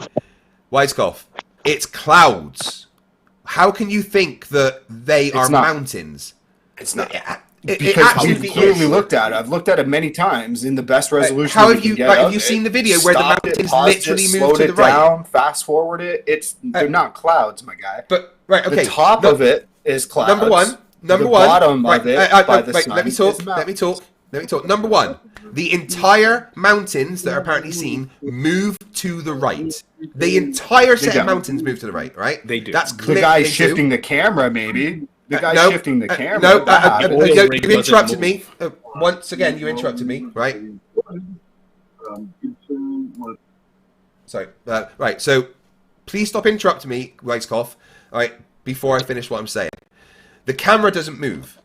What changes is the distance between the oil rig and what are apparently the mountains. They change because they're clouds, not mountains. They move to the right. Also, if you look at the satellite images for that day, it matches the position of where clouds should be. Number two, look at the sun. The sun that is setting behind what you are saying is mountains does not just go into a little point and disappear. It sets in its entirety. You see it go from the bottom up. It's not moving away. I'm still talking. I'm still talking. I'll tell you when I'm done, all right? Just be calm. Right, so you see the entire sun set, not sink away, not move into a tiny dot, it sets. Number three, if that's 600 miles away, you can see that would mean that just slightly to the right, there is another island that is only 200 miles away that should be able to be seen. You cannot see that 200-mile away island, so you cannot see a 600-mile away island. It is clouds. It's literally every blacked single out and thing. Blocked from those no, mountains. I literally haven't finished. None of those arguments are all garbage. If you dismiss that, that's what I'm saying. You guys have such an insane high. No, I'm sorry. I had to mute you because I hadn't finished. The angular size of the sun does not change. It sets. Hold, please let me deal with this. Please, thank you. Right. Sorry, Weiskopf. I muted you because you don't let me finish. Okay. The angular size of the sun does not change. It shows that it is not a local sun. The mountains actually move. This isn't something that is disputable. You can just see they move. Yeah, he left because he couldn't cope with being muted because he doesn't know how to shut up. Hey, just real quick, Craig, if I may, real quick. There's two things that you pointed out that I want to kind of like throw back at you. Yeah. First one being the sun. It's set. You're saying it kept its angular size, but absolutely 100%. Yeah.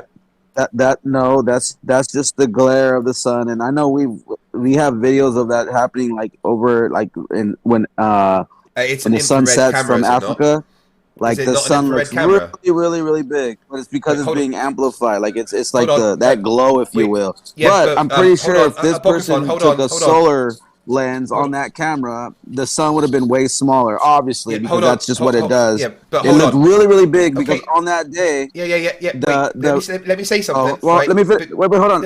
I need to respond to that bit first. I need to respond to that bit first. I need to Okay, respond go to that ahead. bit first. I'll let you go. Right. Go ahead. Yeah. Go ahead. So, it was an infrared camera. You wouldn't get the glare. Simple as that. You wouldn't get the glare?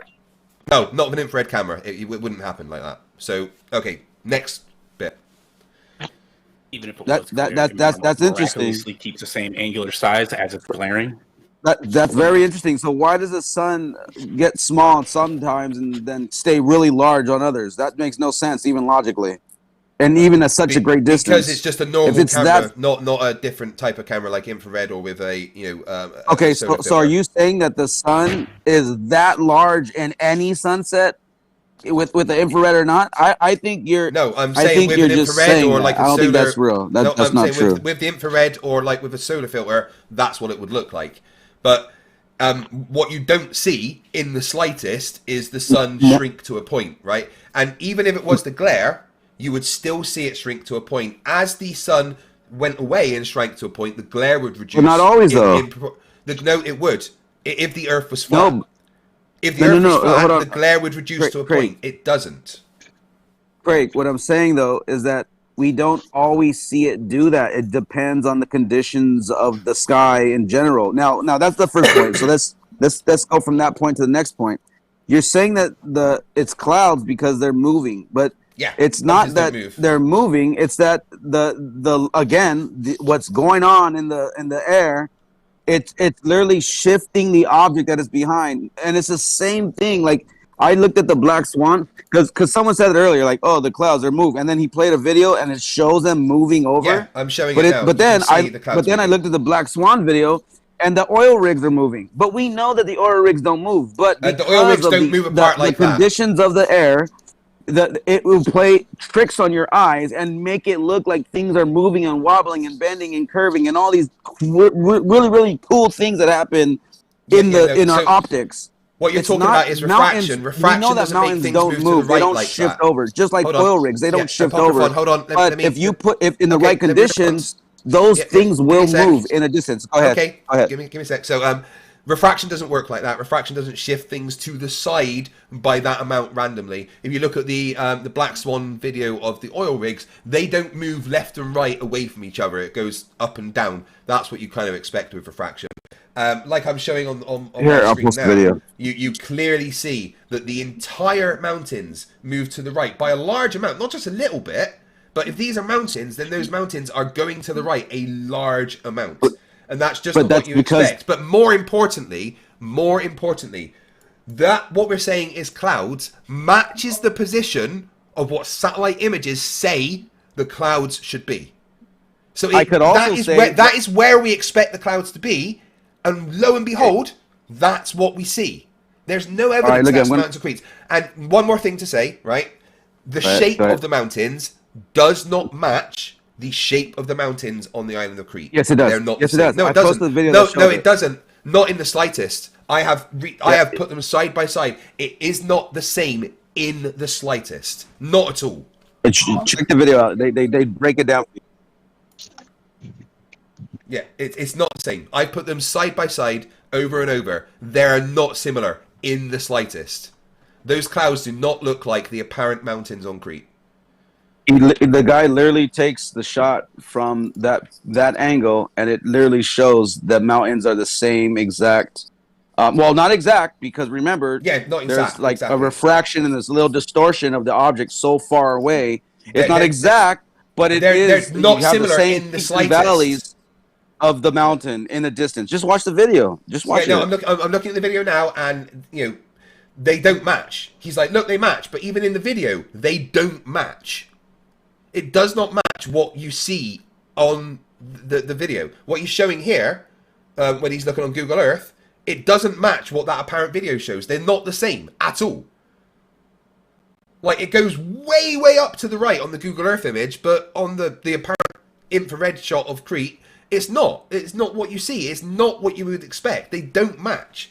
That not here. You're saying, you're saying it's close, but it's not. It's not even close. It's not the same in the slightest. Oh my god! But they're not. I'm gonna chalk that up as incredulity. It's not incredulity because I've actually checked. But didn't Red's rhetoric show the angular size not move throughout the entire day? Yeah. So they simply do not match the shape. Mountains don't move, right? But the main thing that kills it, the main thing is that that's apparently 600 miles away. But literally, just to the right, there would be an island that was 200 miles away, right? But you can't see that at all. So there's no way that you can see something that is 600 miles away if you can't see something that is 200 miles away. That oil rig is only 16 miles away. Where is the missing over 500 miles of flat water between the oil rig and Crete? It's not there. It can't be the island of Crete. And even most flat earthers don't think it is. Jeranism laughed at it. Like, literally laughed. He's like, I can't believe flat earthers think that's Crete. That's fucking dumb.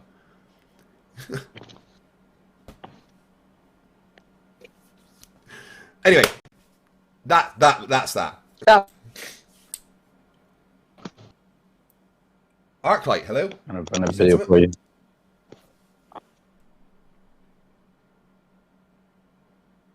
Right, but anyway, it is now 2:45, right? This has been fun. Apocryphon, I'd like to offer you my thanks, right, for letting me do this. And I hope this can be a regular thing. I have boosted this server, and I want to be here and talk to you guys and have fun. But yeah, please, for sure. I appreciate it. When we're having conversations, don't all just dogpile on me because no one can hear anything. All right, I don't want to mute people. I don't like using the mute button. I feel dirty. I feel like I'm Nathan Oakley. I don't want to do that. All right, but if everyone's just shouting when I'm trying to have a conversation, and it just I know this is the Asylum, but you know, even the Joker did as he was told sometimes. Don't be a ass. Come on. Don't be a candy ass. Come in here like a man.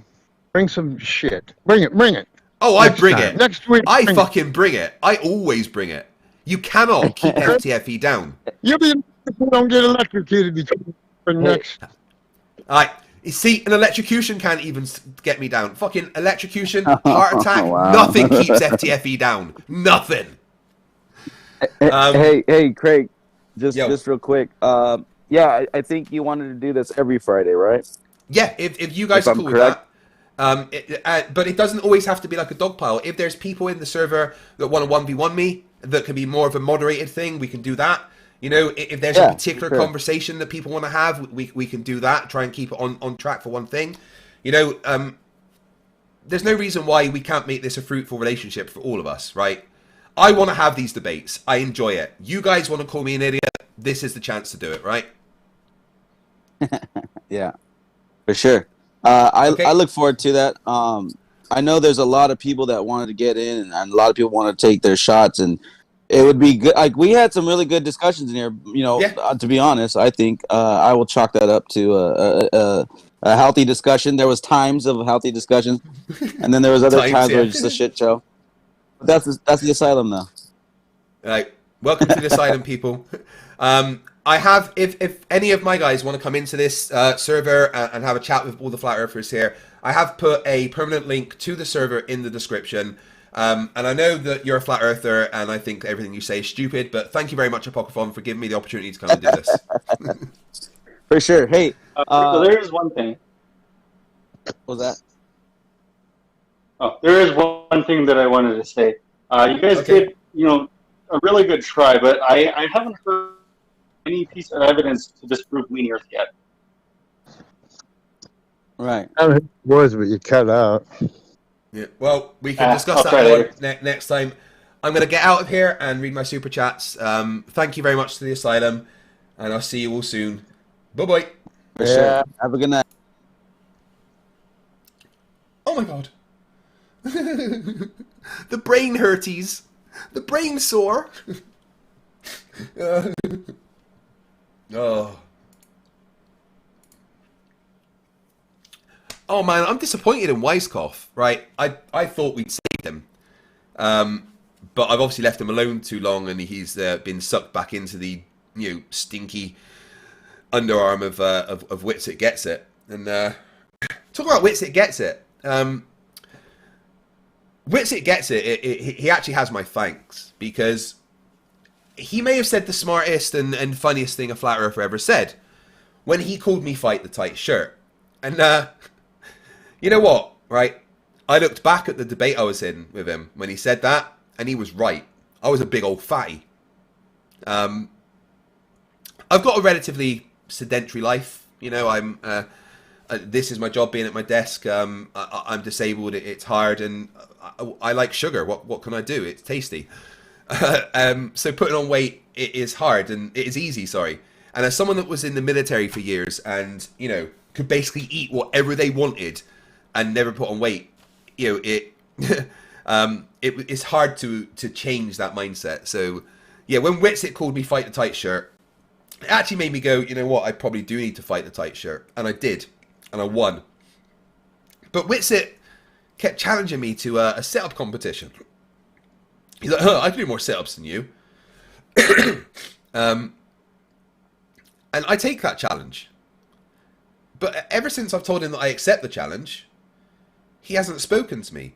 So if everybody here could do me a favour and clip this next section and make sure Witsit sees it. Hey Witsit, how you doing? Thank you for inspiring me to lose weight.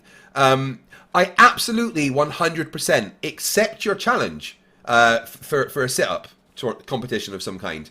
I could quite easily beat you because you're like some kind of twig that would snap in a breeze, whereas I'm ex-military and actually have the core strength that wasn't that hard to get back. So yeah, Witsit, I accept your sit-up challenge. Let's do it live. The most sit-ups done in 1 minute wins. There we go. If you guys could clip that for me and send it to Witsit Gets It, I'd be grateful. Internet tough guys, huh? Internet fucking tough guys. So yeah, I want lyrics for Mr. Cheswick is a wanker song. Like, Mr. Cheswick's a wanker, he wears a wanker's hat. Everything he does makes him look a bit like a twat. When he tries to write a song, it's really, really bad. I wish I could punch his face and make him really sad. Something like that. Send me suggestions for the Mr. Cheswick is a wanker song. And let's say, fuck you, Mr. Cheswick. The poll. It seems you want to throw flat earthers into a dumpster that's on fire. And once again, Google can't count to 100.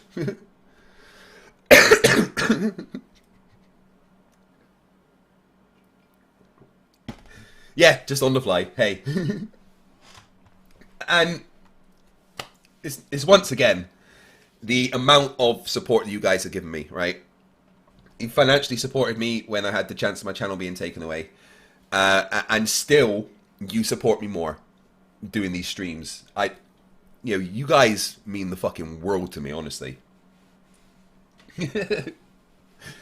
Lovebot, my favourite bot, well, one of my favourite, says for $4.99, frick those heckin' fellas that tussle with fight the flat earth.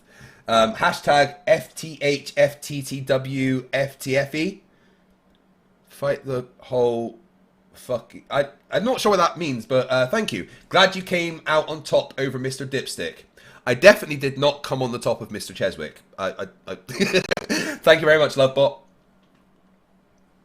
It's a Rubik's for $2 says, no lie, I work at NASA in a visitor center. Yeah, I've got to respond to your email, but no lie, I have over 10,000 unopened emails. So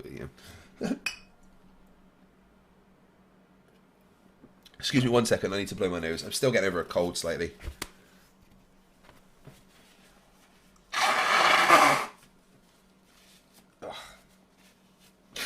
There we go. That's better. Apologies. It's gross, I know. Lord of Luminous Poof $2 says, I want a refund for the jokes you didn't laugh at. I always laugh at your jokes. Turing Test 2 for £30 says, glad you're back, dude. So am I. I was scared for a little bit. I was scared. And again, I want to make this clear for everyone that did support me on PayPal that if you want a refund, I will 100% give it. Because I know that was to support me in case my channel got terminated and stuff. So if you want a refund on any of that, then let me know and I will do it. No problems. No questions asked. All right. I appreciate everything. Lord of Luminous Pooh for $5 says Cheswick is a wanker. Tried to abuse the copyright. He's such a wanker. We watched him lose the fight. Yeah, that's good. Cheswick is a wanker. Tried to abuse the copyright. He is such a wanker. We watched him lose the fight. Brilliant. More. Bite Me XD for $5 says, dude, you're my hero, FTFE. I'm no one's hero. I am someone that hates bullies. All of my life, I have stood up to bullies. I was the weird smart kid at school. I stood up to bullies. I'm the weird smart guy on the internet now, and I'm still standing up to bullies. My fucking neighbour upstairs, I stood up to him. He was a bully. Mr. Cheswick, I'm standing up to him because he is a bully. He's a sad, pathetic 50-year-old virgin. Get wrecked. In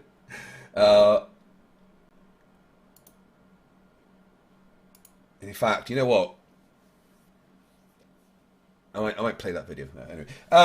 Tim Pryor for $5 says, seriously, if you guys doubt when Flat Earthers said and questioned them this much, you would not be Flat Earthers. Isn't that right, Tim? And Tim, yeah, I'm sorry, I did mute you for one bit in the server, but I had to mute everybody because it was too much. I apologize for that, but sometimes that just does need to happen.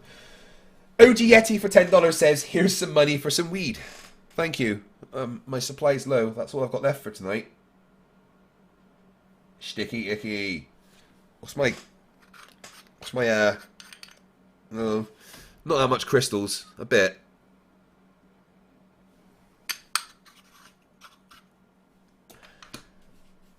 Zachary Martin for $11 Canadian says, you see, Craig, teeth are valuable to us orcs. We love them. But we also know that Humi's got a different currency for trading. So take these teeth and go get yourself some zogging good weed. I fucking love Warhammer jokes. Oh, there he is in the chat. Ascended Pyromancer. He's the one that did the video. Oh, dude, would you mind if I played your video at the end of this stream? I'll download it right now and I will play it at the end of this stream and try and get people to subscribe to you because I think you did a great fucking video. Let me know in the chat if you'd like me to do that, and I will. So Tommy Gronville for 20 Nokia says, did I miss something? Was there a Flat Earth map? Nope. Oh, didn't get me kicked out though. Out of focus. What's going on? Conor Silverfair for $10 says, so far we've gone from a map to Aristosthenes to Coriolis Force to talking about planets rotating around each other to the climate of Mars.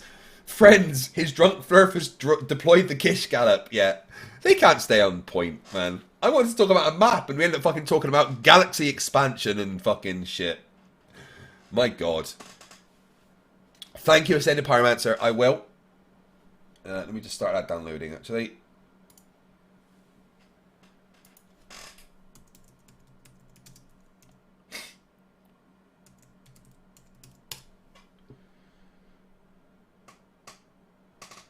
But look, I should... Yeah, let me just get that video. Give me 1 sec. So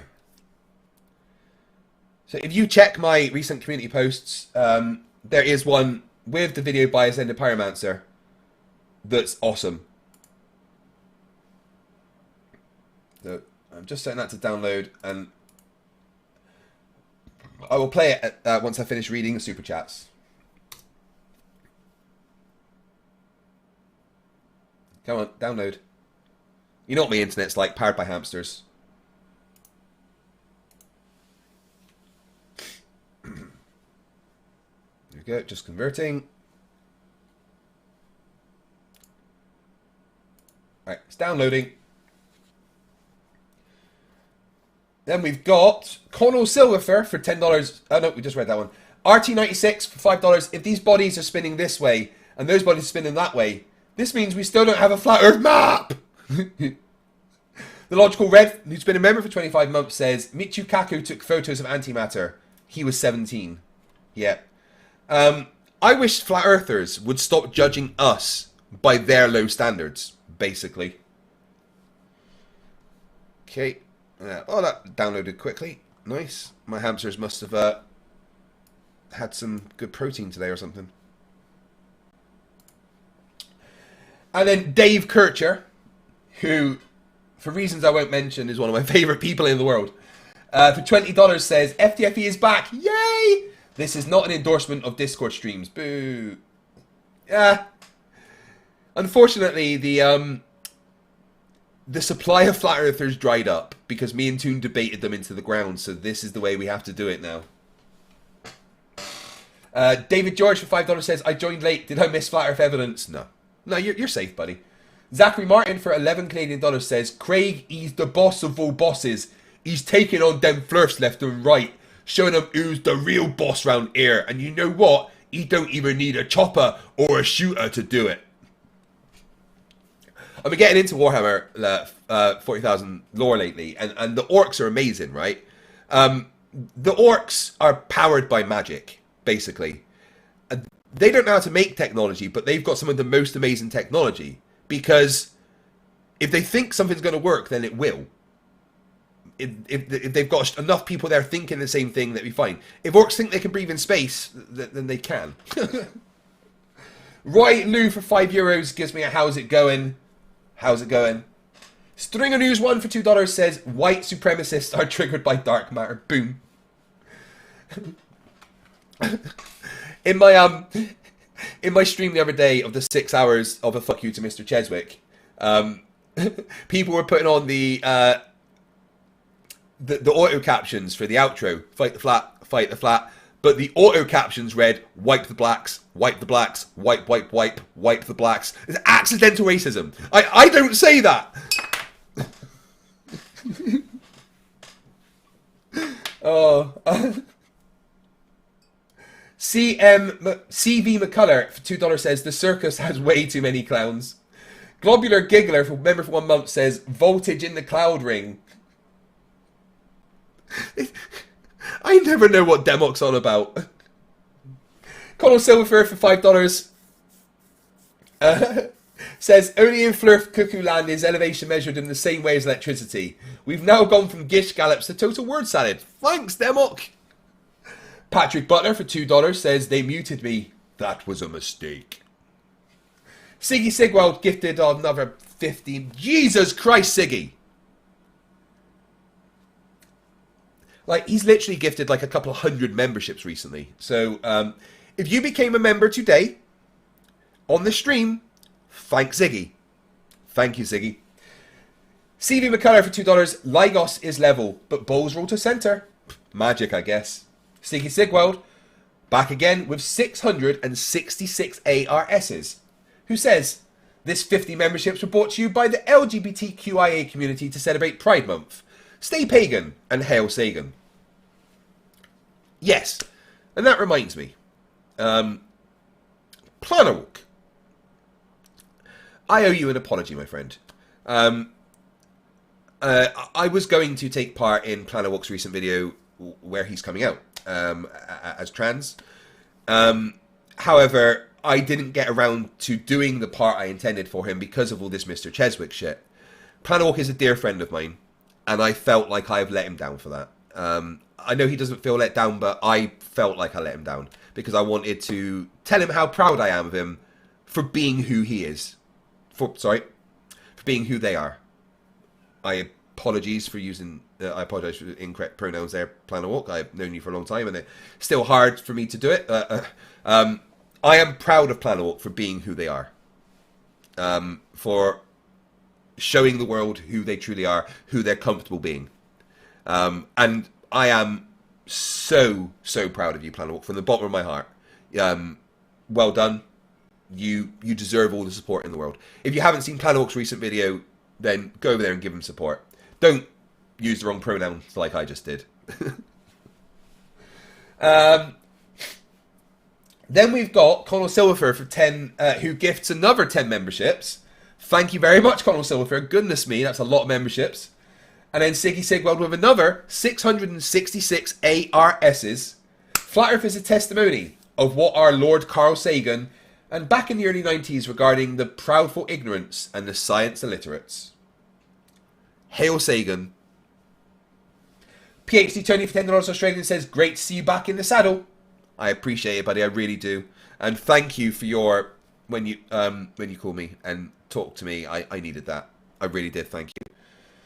CD McCullough for $2 says Oakley is raging bee that thrives on an echo chamber. Yeah, Oakley's a little bitch. This is well known. Bill Tetley $4.99 says, fight the flat shirt, sexy beast crushing flatards everywhere. Get after him, Craig. Look at me, man. I have lost so much weight. Connor Silver for $5 says, please add my chats and memberships today to the Kick Mr. Cheswick's Ass in Court Fund. I speak for all of us when I say this more coming. And I appreciate it, because you know what, Mr. Cheswick? You're fucking going to court, bitch.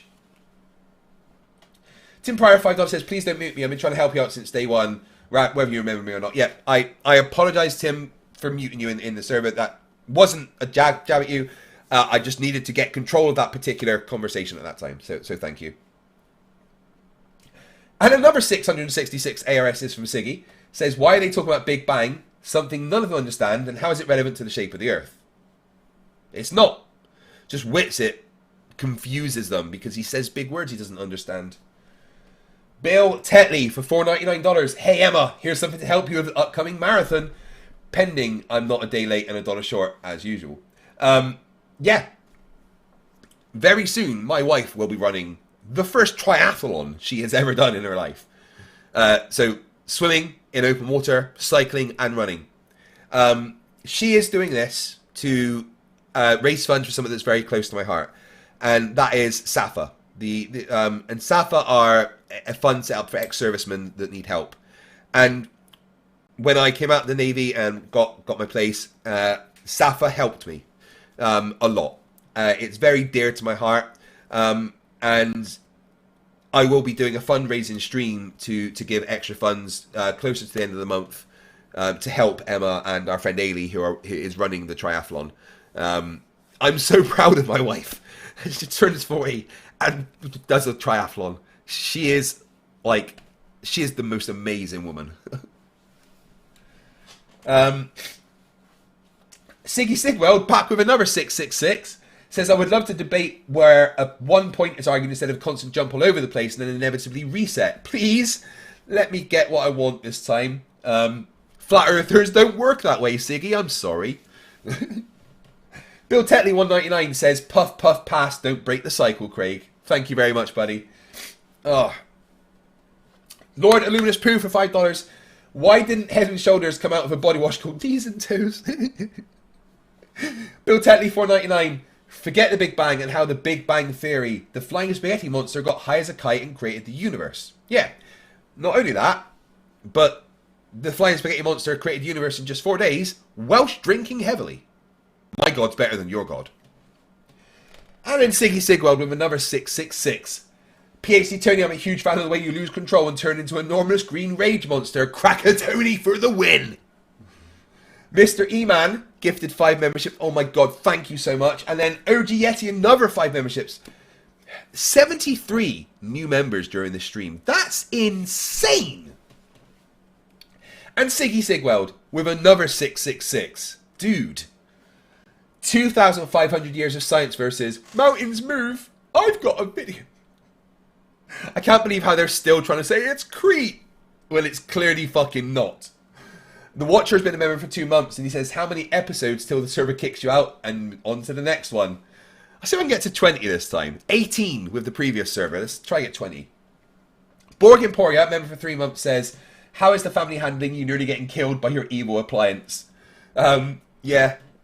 The kids got a day off of school for it, so they were happy, because I was at hospital so late. So, hey, thank you very much. PhD Tony, the only real man in the room, for $5 Australian says, apologies for butting in. I have poor impulse control. You and I both, my friend. But you're welcome anytime.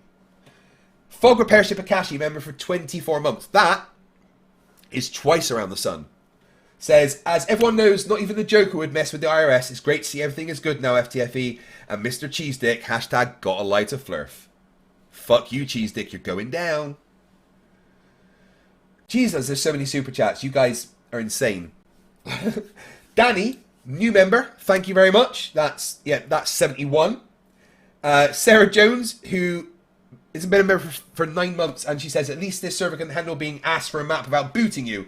Welcome back from copyright hell, Craig. Thank you. It was fucking hell. Danny, for $2, says, appreciate and respect you, FTFE, with all my heart. No, you. Earthrise, who's been a member for 18 months, that's once and a half around the sun, says, I am amazed and happy that YouTube got it right. They had to. He gave evidence that he was misusing the system. So, it was all good for me in the end.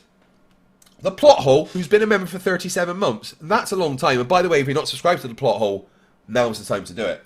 Who says, where's FTFE? All I see is half of his shadow. Yeah, I am literally half the man I used to be.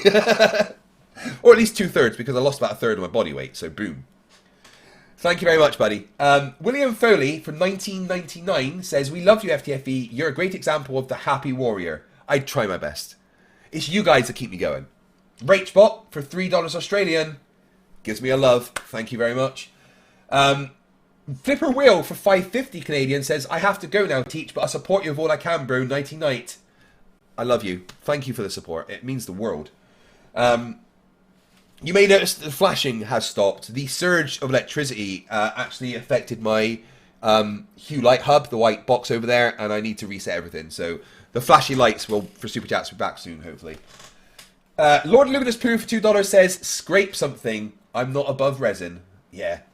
There's plenty there. Don't worry. Enough smoke for tonight. Zachary Martin, who gives me 11 Canadian dollars. I've heard it's Monopoly money, but what do I know? Here. Canada is like the Scotland of America. He says, fun fact, orcs have roll down windows so they can shoot in space, because there's nothing out there that can hurt them, so they're just fine. This is the fun 40k fact of the greatest green bolts. Yeah, the bestest green bolts yet. I fucking love the orcs. They're hilarious. Toad in my eyes for $2 says, orcs are living chaos. Absolutely.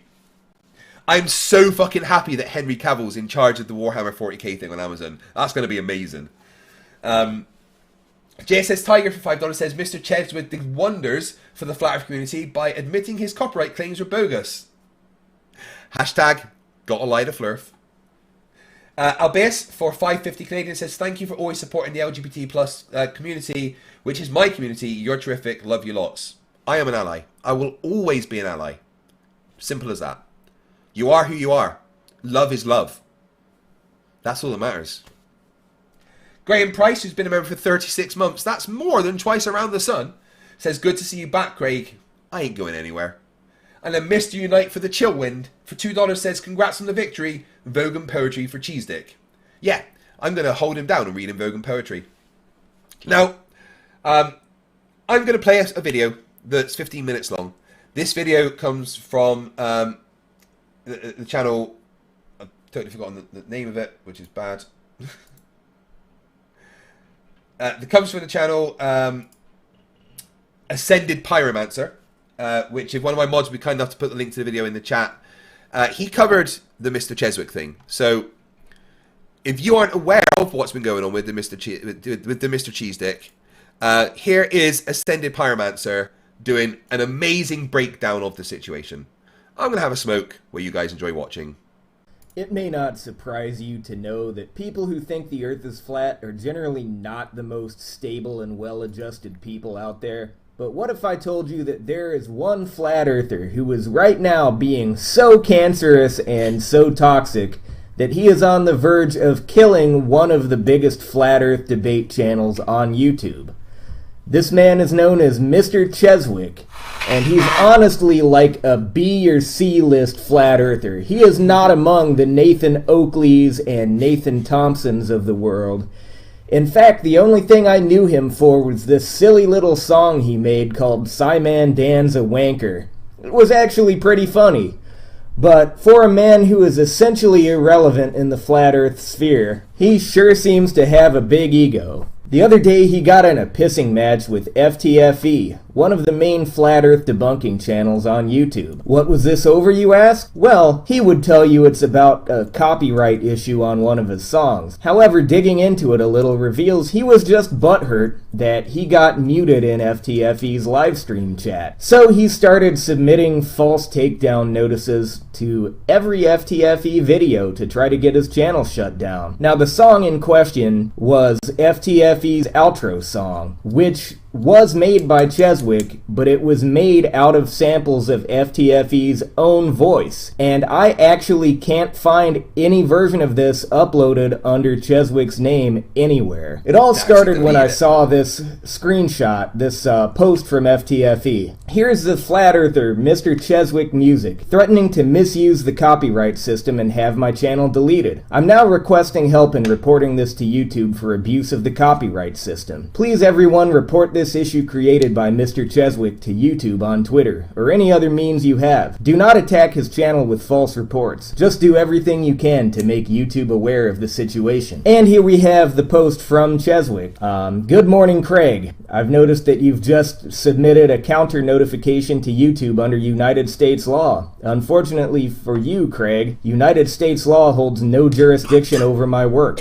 However, if you file a UK copyright law case, then I may decide to acknowledge and respond to that. Now, I've also noticed that my original work you tried to steal and claim as your own features heavily throughout your channel. So before I file 4 copyright claims against you, to which I'm sure you understand what the ramifications of that will be, I'm now giving you the chance to retract your counter notification. From the time of this email, I'm now giving you the chance to retract your counter notification 24 hours and cease and desist with your fraudulent counter notification. In fact, to show I'm being serious, you now have 12 hours to retract your counter notification, or you leave me with no other option but to press ahead with another 4 copyright claims against your channel. Now, if you're paying attention, this doesn't sound like someone who has a solid case that he knows he'll win. This sounds like a bully trying to use intimidation tactics to get his way any way possible, and to lay on so much pressure that his victim doesn't have time to think about it. FTFE goes on with another update. Well, Mr. Cheswick has just fraudulently attacked me with another 4 copyright strikes. I've now lost the ability to stream or upload. I have countered the claims, but my channel is now subject to termination. I don't know how long my channel will be here. I am a little scared as this supports my family. I have never asked before, but if anyone would like to help, as I don't think I'll even be getting paid for the last month, my PayPal is...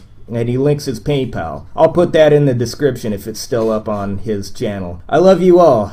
See you around, I guess. And here we have a post from FTFE to Cheswick. This looks like a screenshot of an email conversation. As you thought it was okay to threaten me, I have reported it to the police, and here is the crime reference number. They have your name, address, phone number, and email. Enjoy the cops at your door. To which Mr. Cheswick says, "Don't worry, I'll be reporting you for child abuse." FTFE goes on to elaborate. Now, Mr. Cheswick is threatening to report me for child abuse. So, false DMCA and false claims of child abuse? On an aside, the child abuse accusation comes out of absolutely nowhere. Cheswick just pulled that out of his ass because he's desperate and bullies like to make empty threats. He also phoned me and made several threats to me and my family's safety, pointing out that he has my address and knows bad people. I have phoned the police and reported him. He gives a crime reference number with Merseyside Police. I told him this. Then he called me again and said I should remember he had my address, knows bad people, and snitches get stitches. Very fucking ironic coming from the man who's being a Karen over some petty copyright issue. So I also reported that to the police, with his name and address. He screamed at me, calling me names during the phone call, including cripple, referring to my military lifelong injuries. Flat Earthers,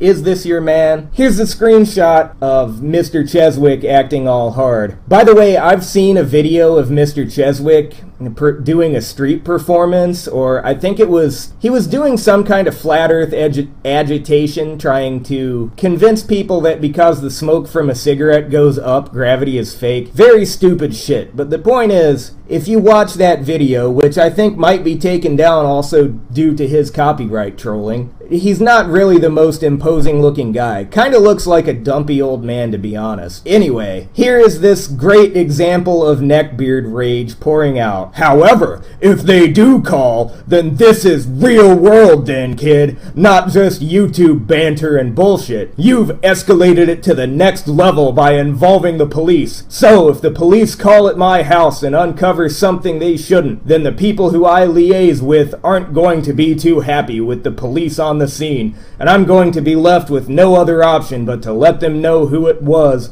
that called the police to my address. There will be an outstanding debt owing as they'll see it, and that debt will somehow have to be settled. And I'd hazard a guess that it can't be settled financially by you with the meager pittance you earn, and as you know, I don't rely on YouTube for my income, so it can't be settled that way either. And as I don't have large sums of money lying about the house, I can't settle it, and the people who I liaise with don't deal in American Express or Visa either. So this guy is claiming to be involved in some type of organized crime, and look, I can't legally say that he's involved in a pedophile ring because there's no actual evidence of that, but I've seen what the guy looks like, and he looks like the type who would be. That's all I'm saying. And here he is, Cheswick, actually giving FTFE the rights to the song. After some back and forth, which he showed off on his live stream, Cheswick did. Cheswick was bragging about how mad he had gotten FTFE. FTFE almost showed up at his house and kicked his ass, but apparently his wife talked him out of it. After all that, Cheswick appears to try and find a way to back down gracefully, saying, dude, you know what? Fuck it. You can have the song, man. I feel sorry for you. I may retract my claims just out of pity. You remind me of David Van Dyke versus Bucks Fizz, where Van Dyke tried to blah blah blah, some music lore that nobody gives a shit about. So now FTFE has the rights to the song, which wasn't really copyrighted by Cheswick in the first place. But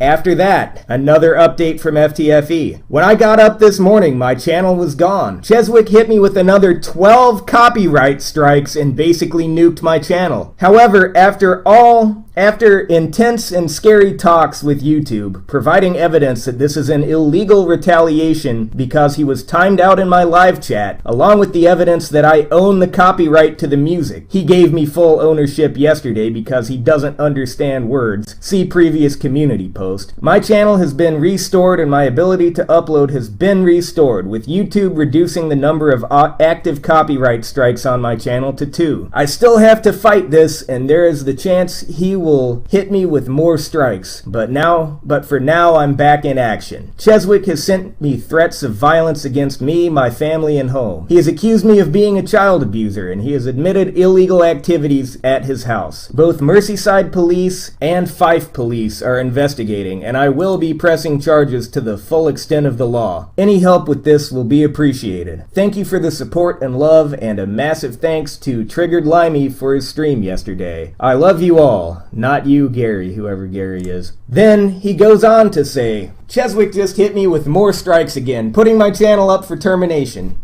even though he gave me permission to use the song. And FTFE goes on later to elaborate that this is actually stopping him from getting his money from YouTube. I was due to be paid today by Google after the bank holidays in the UK, but after checking my AdSense, there is no payment. So everything I've earned in March seems to have gone. It also shows my studio as no revenue for all of May. My entire YouTube has been demonetized and payments stopped. This is my livelihood, how I pay my bills. Not sure how I'm going to pay rent, council tax, bills, buy groceries, pay for internet, pay for my editing software, etc. Fuck me, I guess. And he goes on to link his PayPal again. So here we have Cheswick, neckbeard extraordinaire, attacking a man's livelihood because he was butthurt about being timed out in a live chat where he was talking shit to people and being a nuisance. Now Cheswick did his own live stream where he starts showing some of his email conversation from FTFE. And FTFE is actually in the process of suing Cheswick. He sends him an email saying, "That's one. Do it again and I will actually sue you. I now have your address." And he tried to claim, Cheswick tried to claim rather, that this "I have your address" line was some kind of veiled threat, So evidently he's not nearly as tough as he likes to make himself sound if he's being a little coward like that. Cheswick goes on to reply, I said to you I didn't want to be a dick about it, but you forced my hand by being arrogant and pompous about claiming the rights to my song, and I'm just not standing for it one way or another, mate. The issue was going to get sorted out either legally or by other means.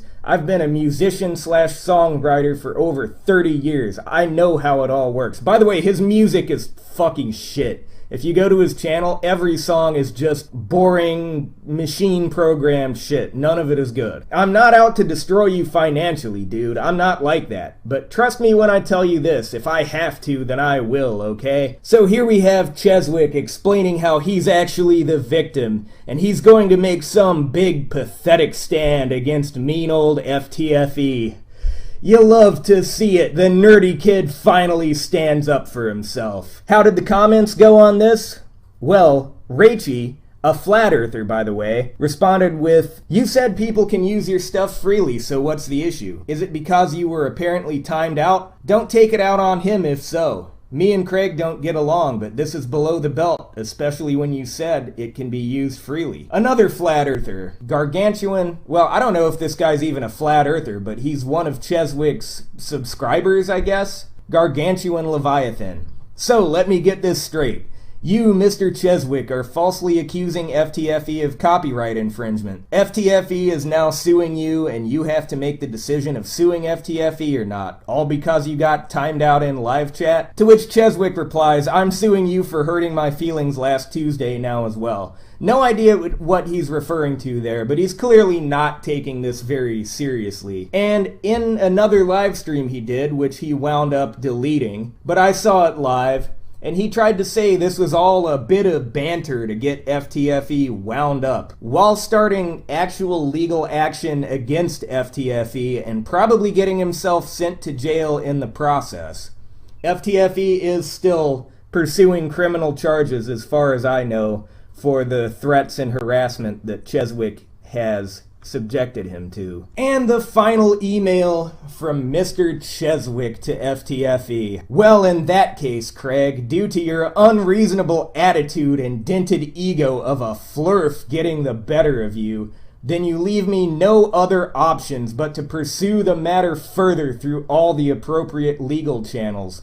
There will be no further communication between us from now on. Very ironic. I'm pretty sure this is one of those guys where every accusation from him is a confession. Heavy projection going on with the unreasonable attitude and dented ego accusations. Cheswick, you're starting legal action because you got timed out in a live stream chat.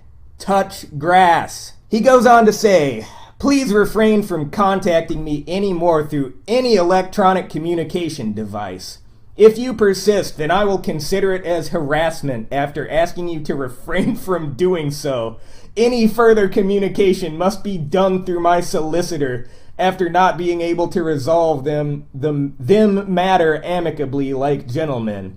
I bid you a fond farewell, sir. Good day to you. Cheswick. Fuck your boundaries. They don't matter. He can harass you all he likes while you try to exploit the copyright system to get his channel taken down. Hell, I've gotten on your channel and harassed you a few times. You never seem to be replying to me for some reason, but I go there to call you a parasite constantly now that you've started doing this. Okay, so there's a happy ending to this story. FTFE's copyright strikes all got removed, his channel is back, and he actually went ahead to upload a 6-hour live stream of nothing but the song that he supposedly stole from Cheswick. I suggest you go watch that, check out FTFE's channel. And in further news, it turns out that Cheswick didn't even create the beat. FTFE found the beat that was used on a Mark Ronson song, I guess? This is pathetic. Mr. Cheswick, you have thoroughly made an ass of yourself. You get nothing and you are probably going to jail. Have fun with that, you pitiful 50-year-old virgin. Get wrecked.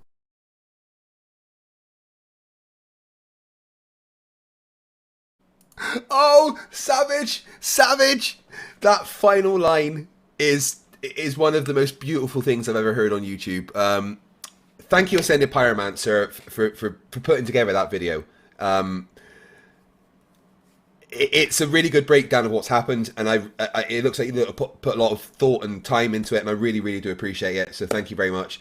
If one of my mods would please put the link to the video on Ascended Pyromancer's channel, I encourage everyone to go and check out Ascended Pyromancer, watch the video, give him a subscribe. He normally does gaming stuff, which is cool, but you know, for what he's done here, I think he deserves a thank you from all of us and a subscribe. I've had a great night. This has been a great little comeback. I feel good. I feel happy. I feel refreshed. Maybe getting electrocuted, you know, helped me. Although, you know what? I'm actually a bit pissed off, right? I got electrocuted. Where's my fucking superpowers? Come on, man. Oh, thank you everyone for the support. Beyond words, you know, what you have done for me over the past week. I can never repay the love and support you've shown me. So thank you. There's a lot of stuff coming. You know, now I'm back and everything's ready. You can expect to see a lot of good stuff on this channel this month. So thank you again for the support. It's insane. I love you all. Not you, Gary. Remember, stupidity is not a right. Fight the fire. Fight the flock. Fight the flock. Fight the flock. Fight the flock. Fight the flock. Fight the flock. Fight the flock. Fight the flock. Fight the flock. Fight the flock. Fight the flock. The cray. Fight the flock. Fight the flock. Fight the flock. Fight the flock. Fight the flock. Fight the flock. Fight the flock. Fight the flock. Fight the flock. Fight the flock. Fight the flock. Fight the flock. Fight the flock. The cray. Good night, all. Oh, yeah, I'm trying to go to bed, and then NA sends me $66.66 and says, thanks, FTFE. God, trying to keep me awake. Thank you, buddy. Insane. Thank you. And then Mr. E-Man, for $10 Australian, the support will always be there. Good night, all. I love you.